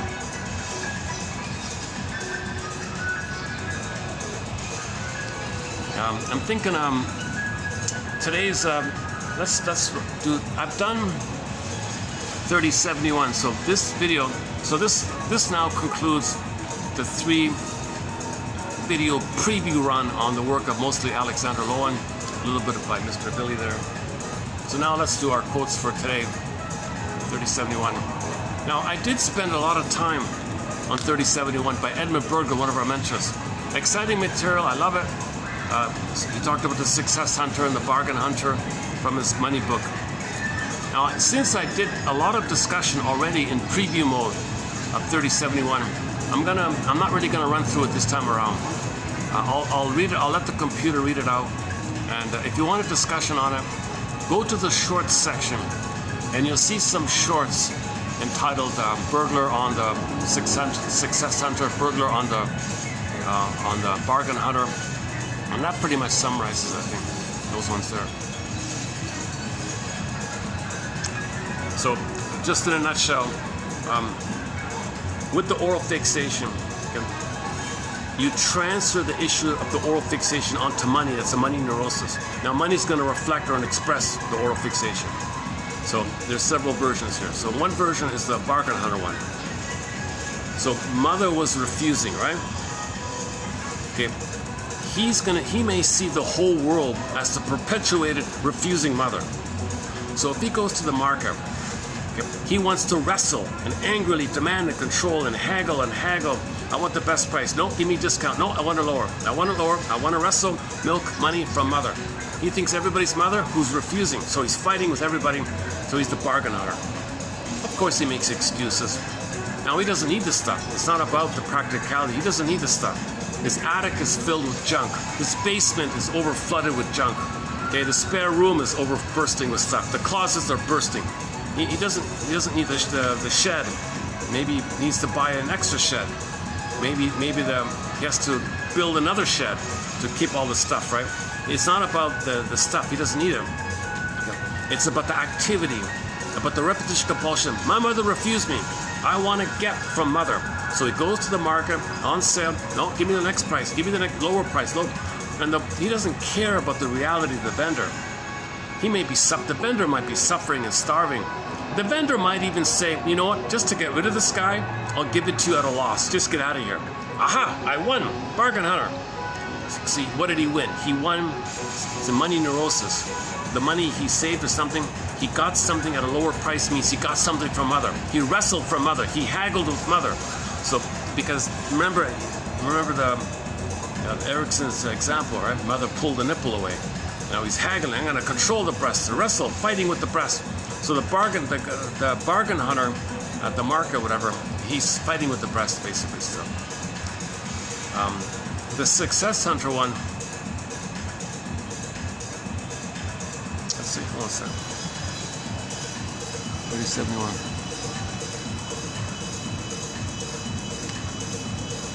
Oh yeah. Okay.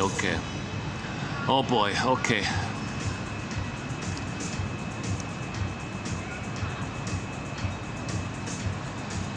Okay, the bargain hunter was just that's an easy one. The success hunter takes a lot of work. Oh boy. Should I do it again? How's the battery? Oh man, okay. It's a good point. It's a very important point, Berger's theory about the success hunter. Because you can apply it to a lot of things. 25%, 530.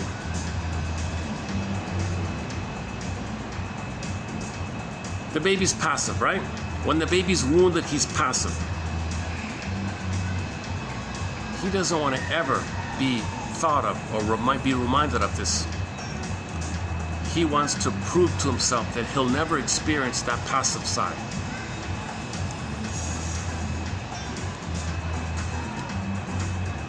So he has to be aggressive as a cloak, as a camouflage, as a mask, as a rescue station. So he's got to hate weakness. He's got to hate vulnerability. He's got to be aggressive like that. So the pain of being passive pushes him into the compensation one, let's say. Now he's got to be active. He's got to be aggressive. You take that aggression, okay, and you apply that in the world, in the marketplace or something. He's driven by the pain to maintain that aggressiveness. He's being driven by the pain of the passivity pain. He's driven from that pain to be active on the aggressive side. Then he is driven to be successful materially, not by any reasonable goal or some expression of your real self, not out of generativity or identity or a relationship, nothing like that. He's driven to be materially successful, to get away from the pain, to prove that he can't touch the pain, to get away from the pain. So he's successful only to get away from the pain. So yes, he may be successful, but he did it just to get away from the pain. So the success hunter is more about that. His comedy example was he made up something about a general on the field, a general, civil, I don't know. The general on the field had cancer, prostate cancer. He was in a lot of pain. So he was driven to be active. Come on, go, charge, go. The pain was pushing him to fight and all that. And that's why he was a famous general. He wasn't skillful. He wasn't smart or anything like that. He was just driven by the pain. Oh, you're so smart. You're such a strategist. You're so clever. You're so glad we followed you. I don't know what I followed. I was just running away from the pain. So the success hunter in the business world is doing the same thing. Many people, a lot of money, don't have any special skills that others don't have, don't have special knowledge. They've just got more pain. So Berger says, if you're not a success hunter, well, accept the limitation that you don't have enough pain. Another joke of this. Accept the limitation that you don't have enough pain to drive you. So you have a limitation. You're not successful because you have what's my limitation? You don't have enough pain from your prostate cancer or whatever. You don't have enough pain to drive you like that. Emotional. So in the success hunter, it's emotional pain, it's psychological pain, mother hurt you pain, that kind of pain. So there's a parallel. So he just made it as an analogy like that. So the general on the field or whatever was successful because he was driven by the pain of his cancer. Okay, in the modern world, okay, the guy who short sells the planet for a quick buck spends day and night scamming or whatever. The pain is making him active like that. He had no special feeling or thinking. The pain pushed him. He was driven by the pain. So success hunters are successful because to get away from the pain. Okay, that's just part of it. That's just part of it. The other part of it is the pain means mother and love. He doesn't want to know that. So he's got to be defensive to not know the ties that bind. He's a mother complex, money complex, mother complex, okay, psychological incest. He's married to mom. He doesn't want to know that. There's a pain in there. He wants to protect it. He doesn't want to know. It's the major crime. So he confesses to the lesser crime. So he's adamant about the lesser crime to make him unaware of the major crime, that he's tied to mother. So okay, that's sort of the second part of it. Okay, let me just read it out here. That topic deserves more time to do it justice. Let me see if I can somehow. How's this going to work?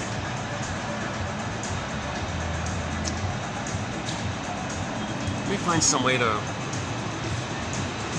I want to give you a view and block the music. What about here?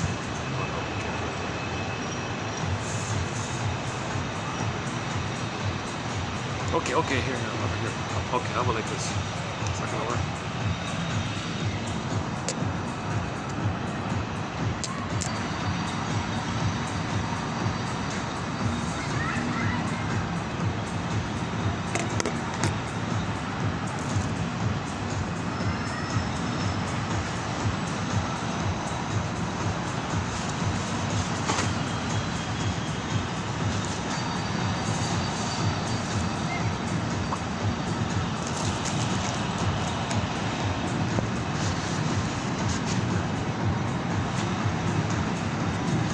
Well, let's get the heart. Can we get the heart?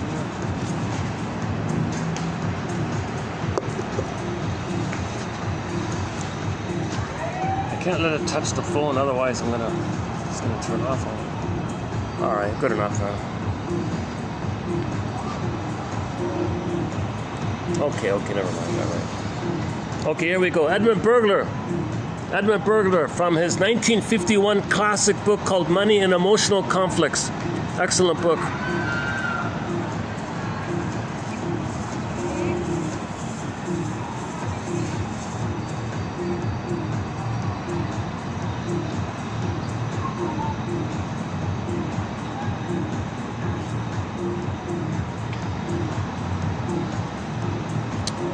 Hold on. The bargain hunter of either sex unconsciously behaves as if the outer world were but the perpetuated refusing mother. To circumvent the inner conflict created by masochism, the problem is shifted to the act of wresting something from a hostile mother. The bargaining spirit is simply defensive pseudo-aggression, unproductively used. A patient of mine once started out to buy her husband a cigarette lighter for his birthday and ended up with an umbrella. The husband had wanted the cigarette lighter and had no use for an umbrella, but the umbrella was a better bargain. Bargain hunting should not be confused with collecting. The former is indiscriminate in the choice of objects, the latter very specialized. The collector attaches an unconscious meaning to his specific predilection for specific objects.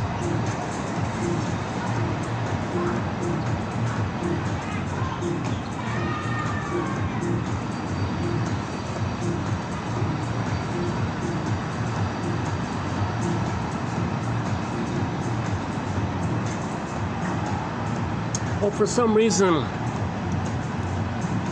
hold on. For some reason, the female one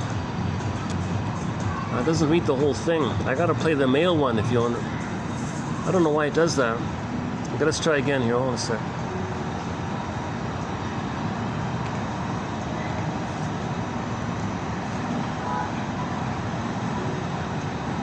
Okay, again, hold on. Here we go. The bargain hunter of either sex unconsciously behaves as if the outer world were but the perpetuated refusing mother. To circumvent the inner conflict, created by masochism, the problem is shifted to the act of wresting something from a hostile mother. The bargaining spirit is simply defensive pseudo-aggression, unproductively used. A patient of mine once started out to buy her husband a cigarette lighter for his birthday and ended up with an umbrella. The husband had wanted the cigarette lighter and had no use for an umbrella, but the umbrella was a better bargain. Bargain hunting should not be confused with collecting. The former is indiscriminate in the choice of objects, the latter very specialized. The collector attaches an unconscious meaning to his specific predilection for specific objects.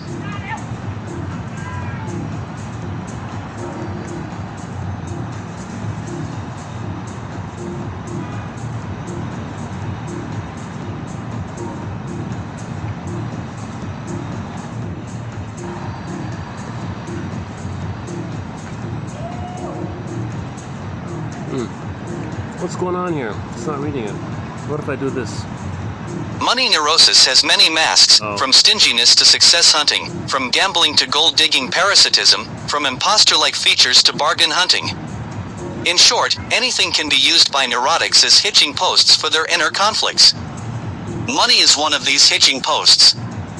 Every neurosis seems to be in a sense similar to shell shock, in which the traumatic situation is repeated in an undisguised motor form. G. Rohim. E Bergler TQ 3071. What? Oh my goodness. What's going on here? My phone's freaking out on me here. Hold on a second. 3071.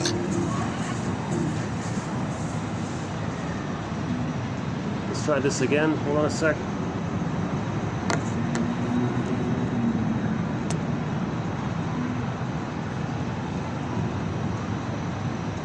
The bargain hunter of either sex unconsciously behaves as if the outer world were but the perpetuated refusing mother. To circumvent the inner conflict, created by masochism, the problem is shifted to the act of wresting something from a hostile mother. The bargaining spirit is simply defensive pseudo-aggression, unproductively used.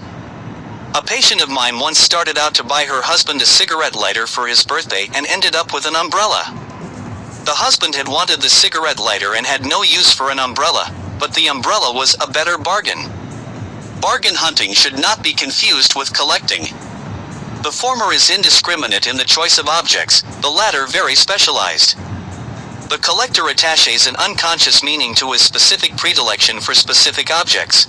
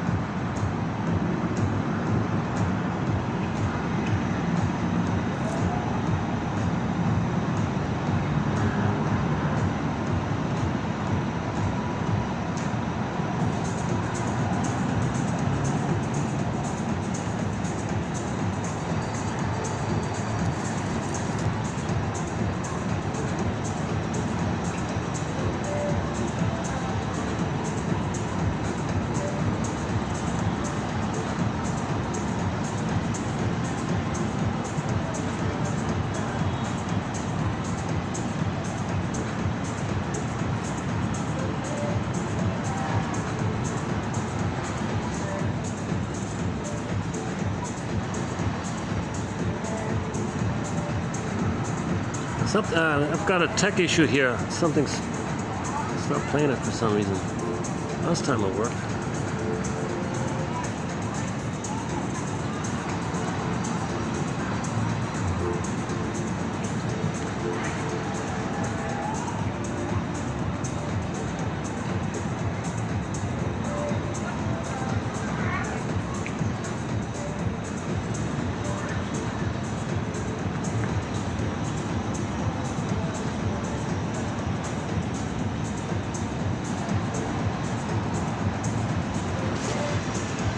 know what's going on here.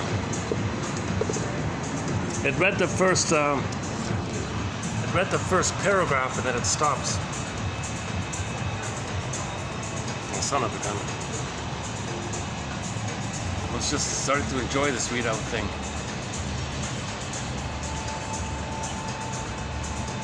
Okay, second one, the main one here. The success hunter. Let's check the battery. Hold on a second. 19%.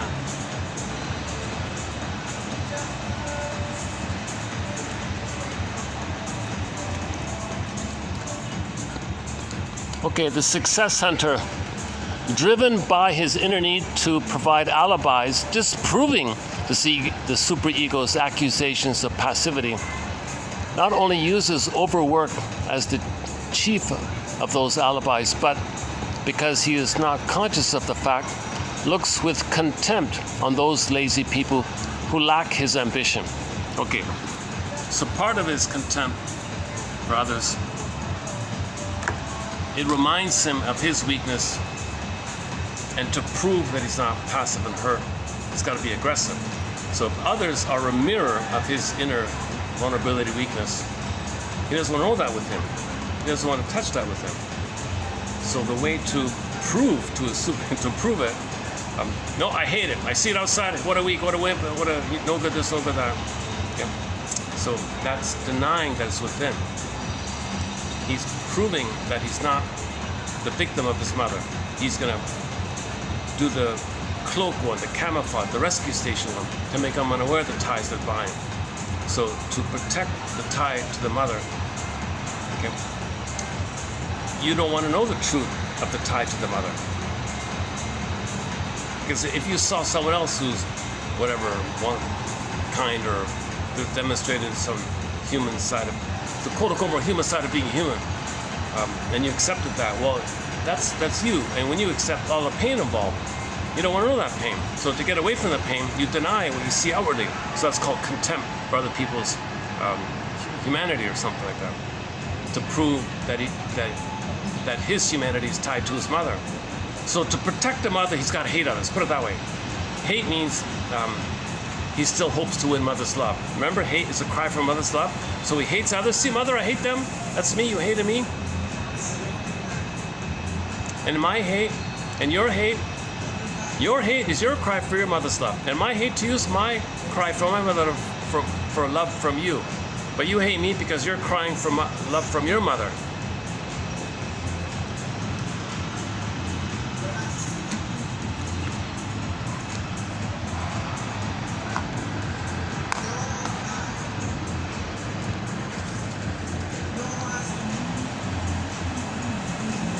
So if people seem lazy or something like that, maybe they're not, but if they appear maybe laid back or something, or they have some kind of grace or some kind of flow, geez, they gotta hate that stuff.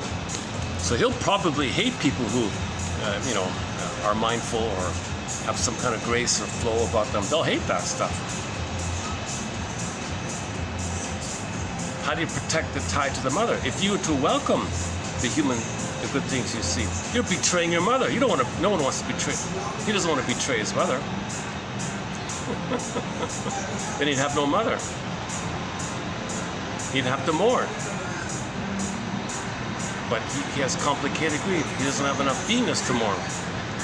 Enter the need for a therapy, a caring witness for that.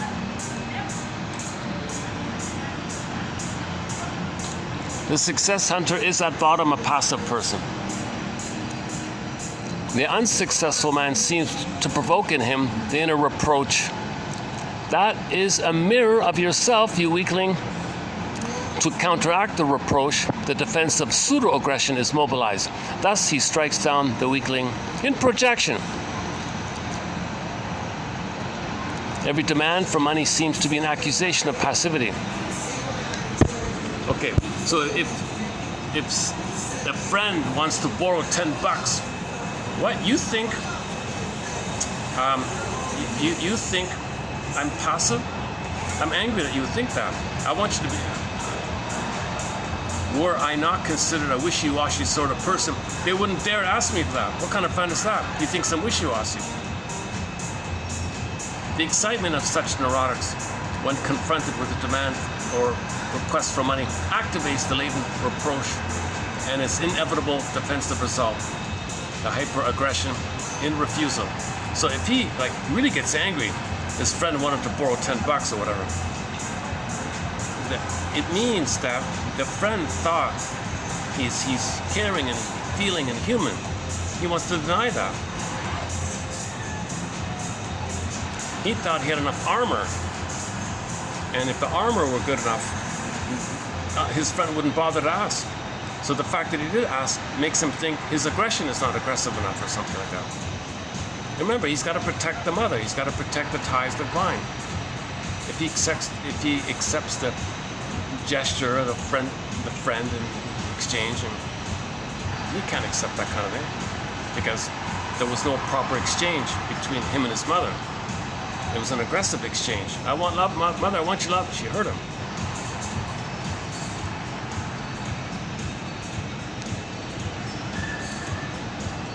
So that's a sign of money neurosis. Your friend wants $10 and you shout at them or something. All of us have witnessed such hyperaggression, and to date, no one has logically explained why. In cases like this, a simple detached, sorry, no, is not deemed sufficient to deny the request for money. To refuse money demands or requests means for the sufferer from money neurosis, not what he consciously believes. So he may think, oh yeah, my friend thinks I'm a fool, huh? I'll show him. That's what he thinks. No, unconsciously, it's different. Unconsciously. And therefore, much more decisively, the aggressive refusal furnishes the badly needed alibi of not being a passive masochistic weakling. He is, but he can't know it. That's his alibi thing. His alibi against his masochistic passivity pushes him on to success at the same time that it wears him out. The success hunter has no real friends. This observation has been confirmed time and again. As soon as one reaches a high income bracket, he is confronted by envy, parasitism, and enmity. And though he may mingle with a restricted group of people on the same social and economic level, the success hunter is lonely. He has acquaintances, but no friends. The reason is complicated, but basically, it is reducible to the fact that he doesn't need friends. He needs narcissistic supply, center stage, admirers, people who will satisfy his craving for flattery. These serve the purpose of strengthening his inner defenses by perpetually attesting to his greatness. Friendship being out of the question, you think maybe there might be what about the relationship? Forget it. The inner passivity that may push him into marriage. Now, if he does get into marriage by chance, so it'll either be, like Don Juan, skipping through women, no emotional connection like Don Juan, or if he does marry, she'll be a rigid shrew.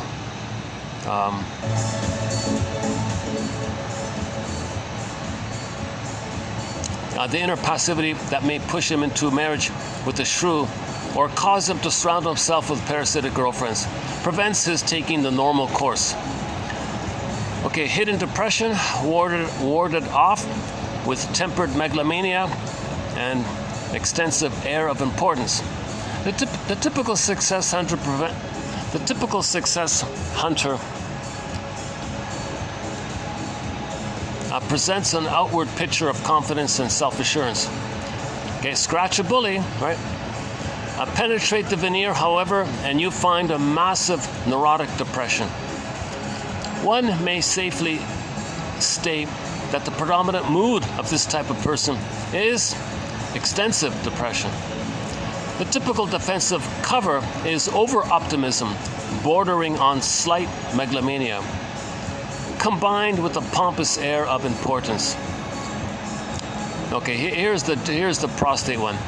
Substitute for the general's prostate pressure,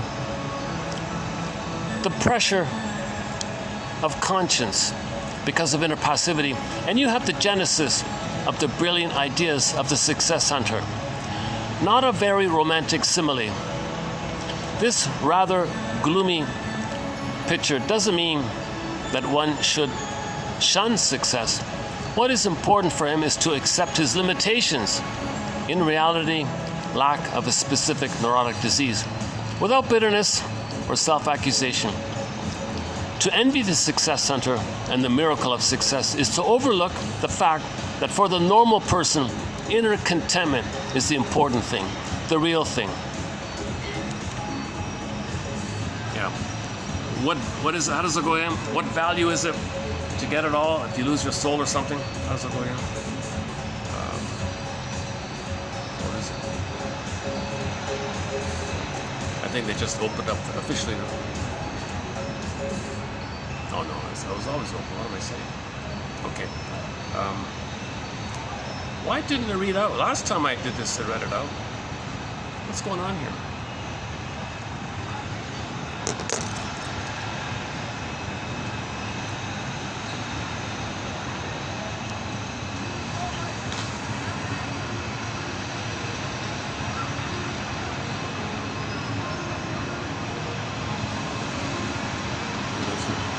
No, it's not doing anything.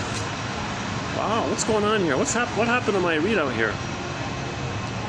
Oh, my phone's freaking out here.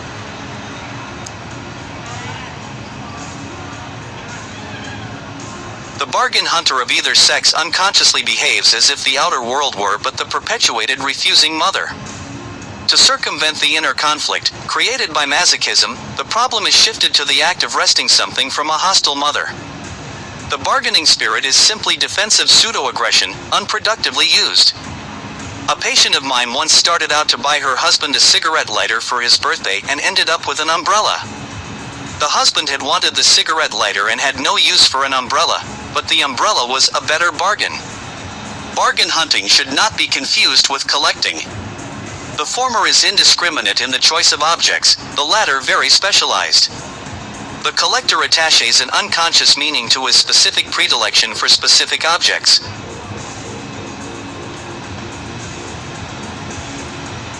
Go on. Come on, go on. Why does it keep stopping right here? It's supposed to continue.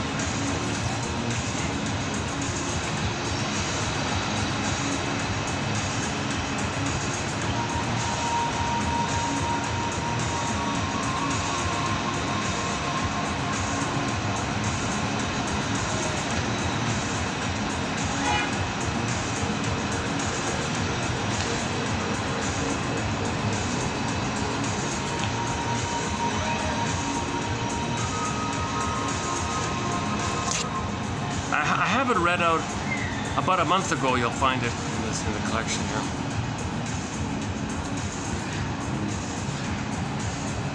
So Adler would say the superiority complex, this rigid determination like that, it's all a cloak and a camouflage, an onion layer,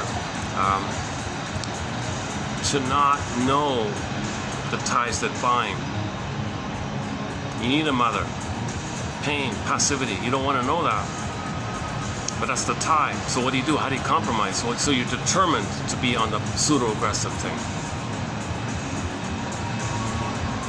And another complicated point here is this passivity, this tie that binds. The child thinks that's mother, that's love. He needs love and mother to develop.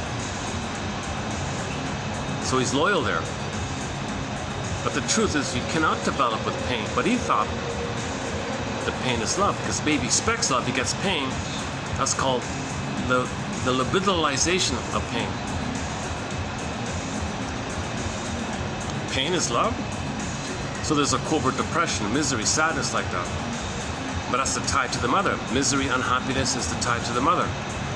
So you got to be active. You can't live passively like this. Everybody's active. So the activity is the baby thinks he's a king and a god, makes everything happen. So he's got to be active. So that's the rescue station. He'll be active in some way. So he can be this bargain hunter, success hunter. eating, drinking, whatever. You'll be active in some way. But the rigmarole, the misery machine, Mark Twain calls it the misery machine. Mark Twain calls this the misery machine. And then we don't seek it, it seeks us. Repetition compulsion. We don't seek misery. No, misery doesn't seek us, we seek it. So we seek it. It's the misery. We seek the misery machine. Because that's the ties that bind, right? This model is called, Bergler calls this pseudo-aggression as a rescue station or confession to a lesser crime, to the major crime of psychic masochism, meaning the libidinalization of psychic pain, guilt, shame, hurt, mother failing you, and you made it pleasurable. Don't want to know this, don't want to know this, passive pain, but mother, I can't do this. So that's the superego. You can't do this. That's right, I can't do this. Okay, confess to the lesser crime. Or I'll be a macho man. And he's dependent on this defense. That's defense. So shall I compare thee to an onion? So the machismo act or whatever is a defense against the psychic masochism. Psychic masochism itself is a defense, and layered on top of it is the whatever it is. And then above that is what's called rationalization. Okay? You got to fool yourself that the false self is the real self. So you got to fool yourself and others that what you're doing is reasonable. So you're not, but you got to fool yourself that you are. Enter the cortex spinning around, excuses, flim-flammery, duplicity, double talk, double think, double speak, double whatever. Okay? It's just all this hollow mirrors and equivocation and innuendo and meant that,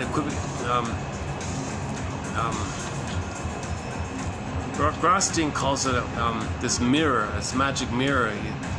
You imply that, they thought that, flip, no, I meant that, and flip, it can flip around like that. So it's a lot of flim-flammery and duplicity. It's just, in other words, typically we say BS, right? But the BS or the beliefs or the rationalizations or the justifications, the thing you say, and you're so determined, that's to protect the false self. You need the false self, the success center. You need the false. Otherwise, you admit you're tied to your mother and the pain around it. You don't want to know that. You don't want to know that mother hurt you and you thought that's love. You don't want to know that. So you develop this defense, this cloak, this camouflage to protect you from the truth. You can't handle the truth. Play that clip. You can't handle the truth. So if a person wants to be at midlife, this might come to a person's attention at midlife. Something's missing, something's wrong, something's off. What am I doing? Who am I? Maybe the musculature, rigid armor might be part of that. It may or may not. I don't know. I know. I feel like I'm calming down. That's funny. Eh? Sometimes it takes me 2 or 3 hours to kind of settle in. Maybe it's the change of mood here or something. Sometimes I'm nervous when I talk for like 2 hours, 3 hours like today. And just near the end, I kind of calm down. Maybe I think, oh, okay. Or maybe in my mind, the boring class is over. I'm going to be free now. I'm relaxed. Enter today's coffee cup message. The barista's wink. Today's coffee. I wasn't going to use it, but I kid you not, the barista's message. Nothing special, but does it show up here?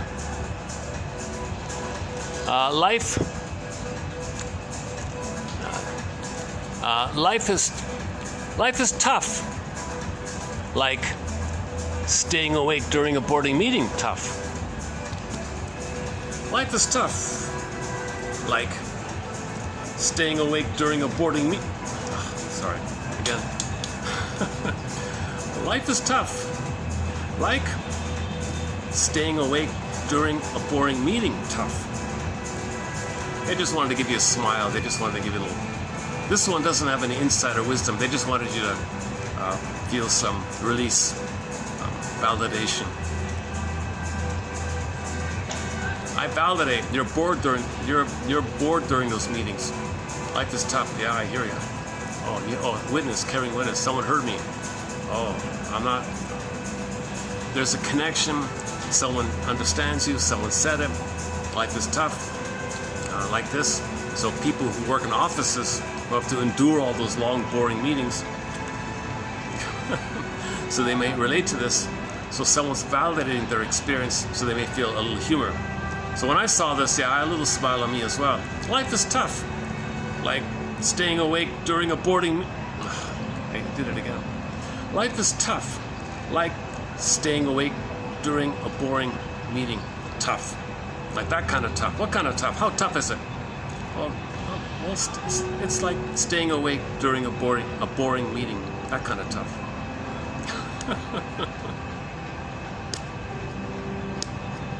How did I get onto this? But the last coffee cup was excellent.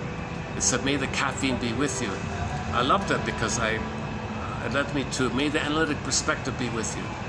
May the analytic perspective be with you. Today's video might not be presented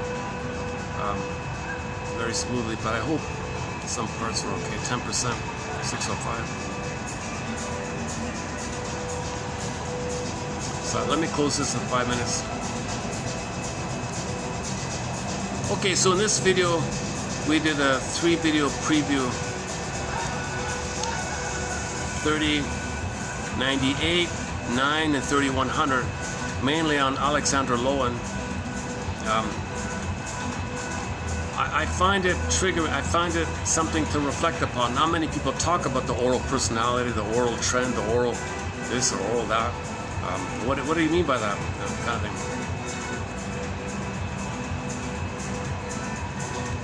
So when you think about the phrase, the age of narcissism, okay, well, it's synonymous. It's the age of this oral issue. Now, what is the oral issue? Prejudice, either or thinking, jungle slogan thinking, part object relating. Okay, you don't have the mutuality, give and take, Gabriel's song, give and take. Entitlement, lack of empathy, lack of an ability to apologize.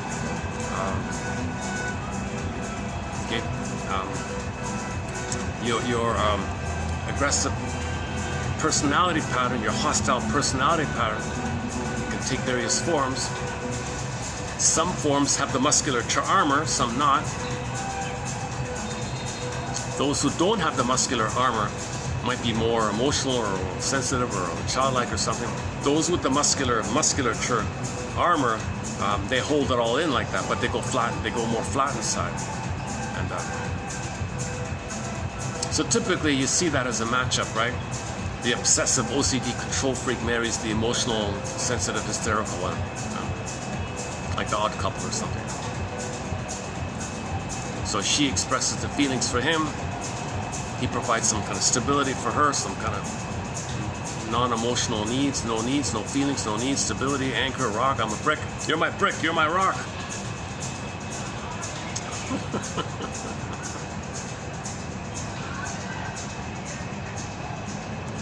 People who live in the rock-like way, in Lowen's, in the way Lowen means it,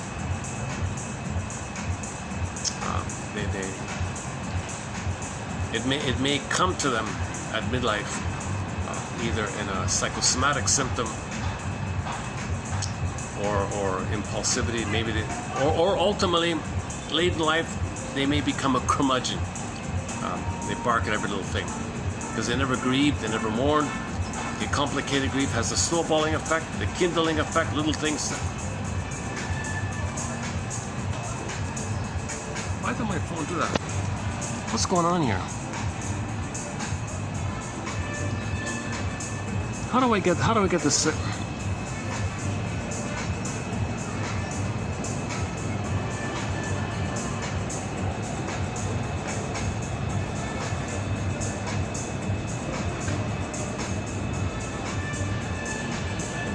Bargain hunter of either sex unconsciously be. Yeah, and then it doesn't go to the next one. What if I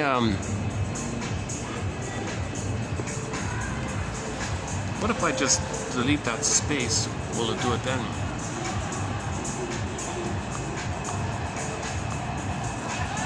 Where's the edit thing? Edit. Hold a second.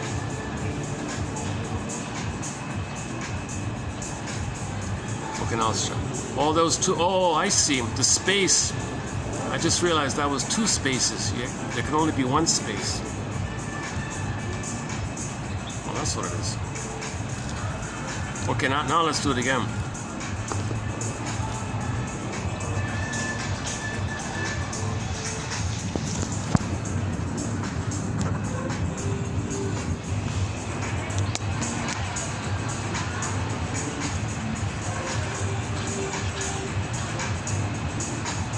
The bargain hunter of either sex unconsciously behaves as if the outer world were but the perpetuated refusing mother. To circumvent the inner conflict, created by masochism, the problem is shifted to the act of wresting something from a hostile mother. The bargaining spirit is simply defensive pseudo-aggression, unproductively used. A patient of mine once started out to buy her husband a cigarette lighter for his birthday and ended up with an umbrella. The husband had wanted the cigarette lighter and had no use for an umbrella, but the umbrella was a better bargain. Bargain hunting should not be confused with collecting. The former is indiscriminate in the choice of objects, the latter very specialized. The collector attaches an unconscious meaning to his specific predilection for specific objects.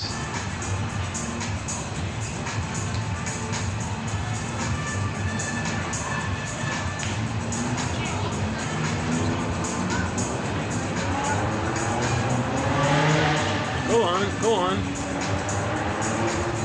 Oh, it doesn't work. Oh, it's still...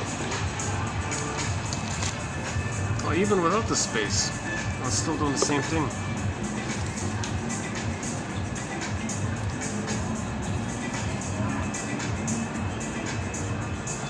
I thought that did it.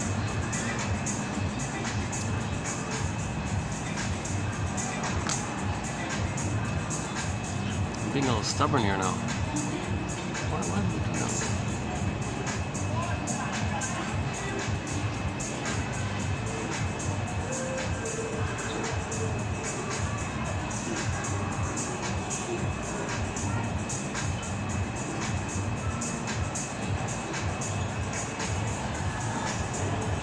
Again, one last time. The bargain hunter of either sex unconsciously behaves as if the outer world were but the perpetuated refusing mother. To circumvent the inner conflict, created by masochism, the problem is shifted to the act of wresting something from a hostile mother. The bargaining spirit is simply defensive pseudo-aggression, unproductively used. A patient of mine once started out to buy her husband a cigarette lighter for his birthday and ended up with an umbrella. The husband had wanted the cigarette lighter and had no use for an umbrella, but the umbrella was a better bargain. Bargain hunting should not be confused with collecting. The former is indiscriminate in the choice of objects, the latter very specialized. The collector attaches an unconscious meaning to his specific predilection for specific objects. The success hunter, driven by his inner need to provide alibis disproving the superego's accusations of passivity, not only uses overwork as the chief of those alibis but, because he is not conscious of that fact, looks with contempt on those lazy people who lack his ambition.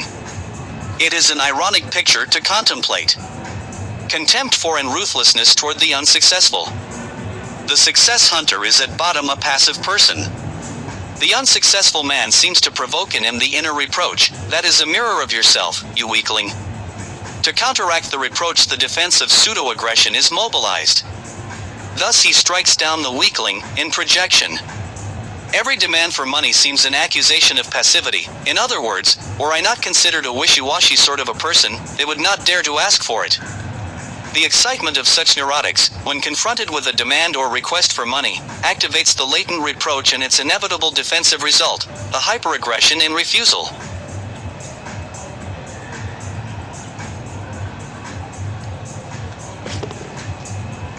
Oh, you're kidding.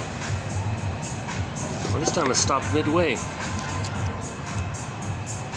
Oh, it didn't even finish it. Why doesn't it keep going? Why does it stop midway like that?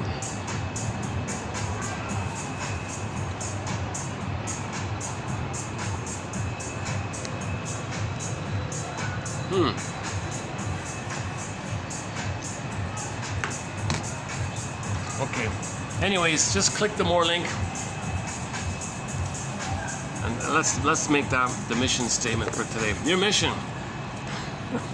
Should you choose to accept it, submit it for your approval and consideration. as they say in the Twilight Zone, is to read about the success hunter and the bargain hunter, and the last one there, and see what thoughts may spring to mind. And then, as a bonus, see if you can tie it in with the idea of orality, the oral theme, the oral issue, the oral trauma. They want everything. The greed is oral. Come on, greed is oral. Envy is oral. All that survival stuff is oral. Greed, envy, spite, vindictiveness, schadenfreude. That's all oral trauma. All that stuff. Okay. The warmth is okay. So your mission, should you choose to accept it. And may the analytic force be with you. Read the quotes below. What does this quote remind me of? What does it suggest to me? What thoughts spring to mind here?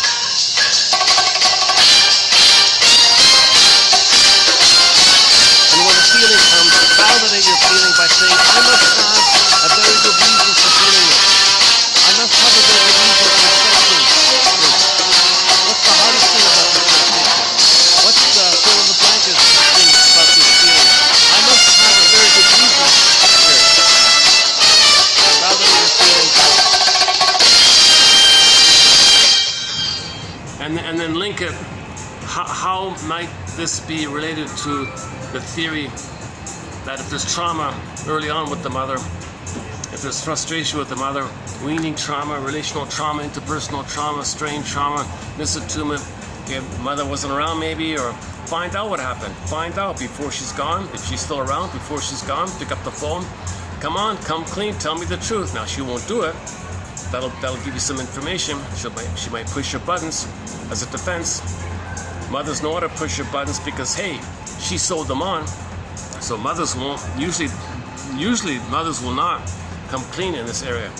They'll cover it up, they'll whitewash it, they'll blame you. How dare you say that? What, after all I did for you? No, remember that? That quote earlier today? Mother's saying, I loved you so much, she hated the kid. Because she was using the kid for her oral needs. She doesn't know this.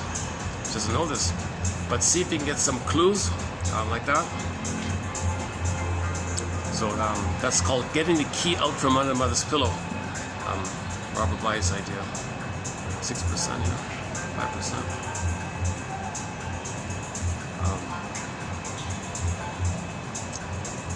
There's a Twilight Zone episode about the folly of expecting your mother to come clean and tell you the truth, called One More Pallbearer, Season 3, Episode 17. A man went to an elaborate scheme, an elaborate method to get his mother to come clean. Now, it wasn't directly the mother, they were the repetitions of his mother, the three people he reenacted upon. So the three people stood for his mother. They were reenactors of it. They attacked him for it. They blamed him for it. They shamed him for wanting to know the truth. I was just a kid. I wanted to learn something. You attacked me. Yeah, there's something wrong with you. They attacked him for it. So the mother might attack you if you want some truth because she's enraged. She thinks you should be thanking her all the time. She thinks she gave you the opportunity to worship her, so you should be thanking her. Narcissistic fusion, oneness, wants to be admired. She wants to be the complementary narcissist, maybe. On today's phrase. We have some other quotes by Jörg Willi, Couples Inclusion book, about posted maybe 3 months ago. If you type in the search engine, WILLI, those quotes should show up. I keep all my bloopers and mistakes and embarrassing moments. Today with the phone, my phone went haywire today.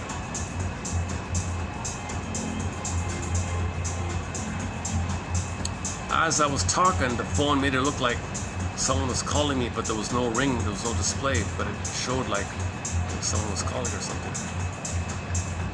and then some kind of light came on. So I don't know. Did I say something? Did I trigger some computer? Did I say the wrong word? Oral? I don't use any explicit terms there.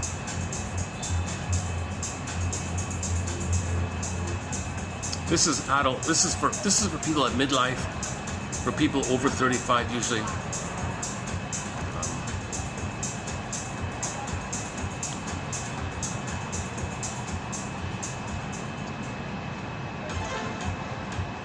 For people who want to heal, for people who want to get in touch with the innate drive for healing, may the psychoanalytic force be with you.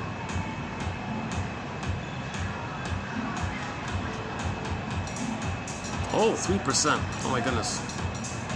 Okay, any final thoughts here? Any last concluding thoughts here? Life is tough, like staying awake during a boring meeting tough.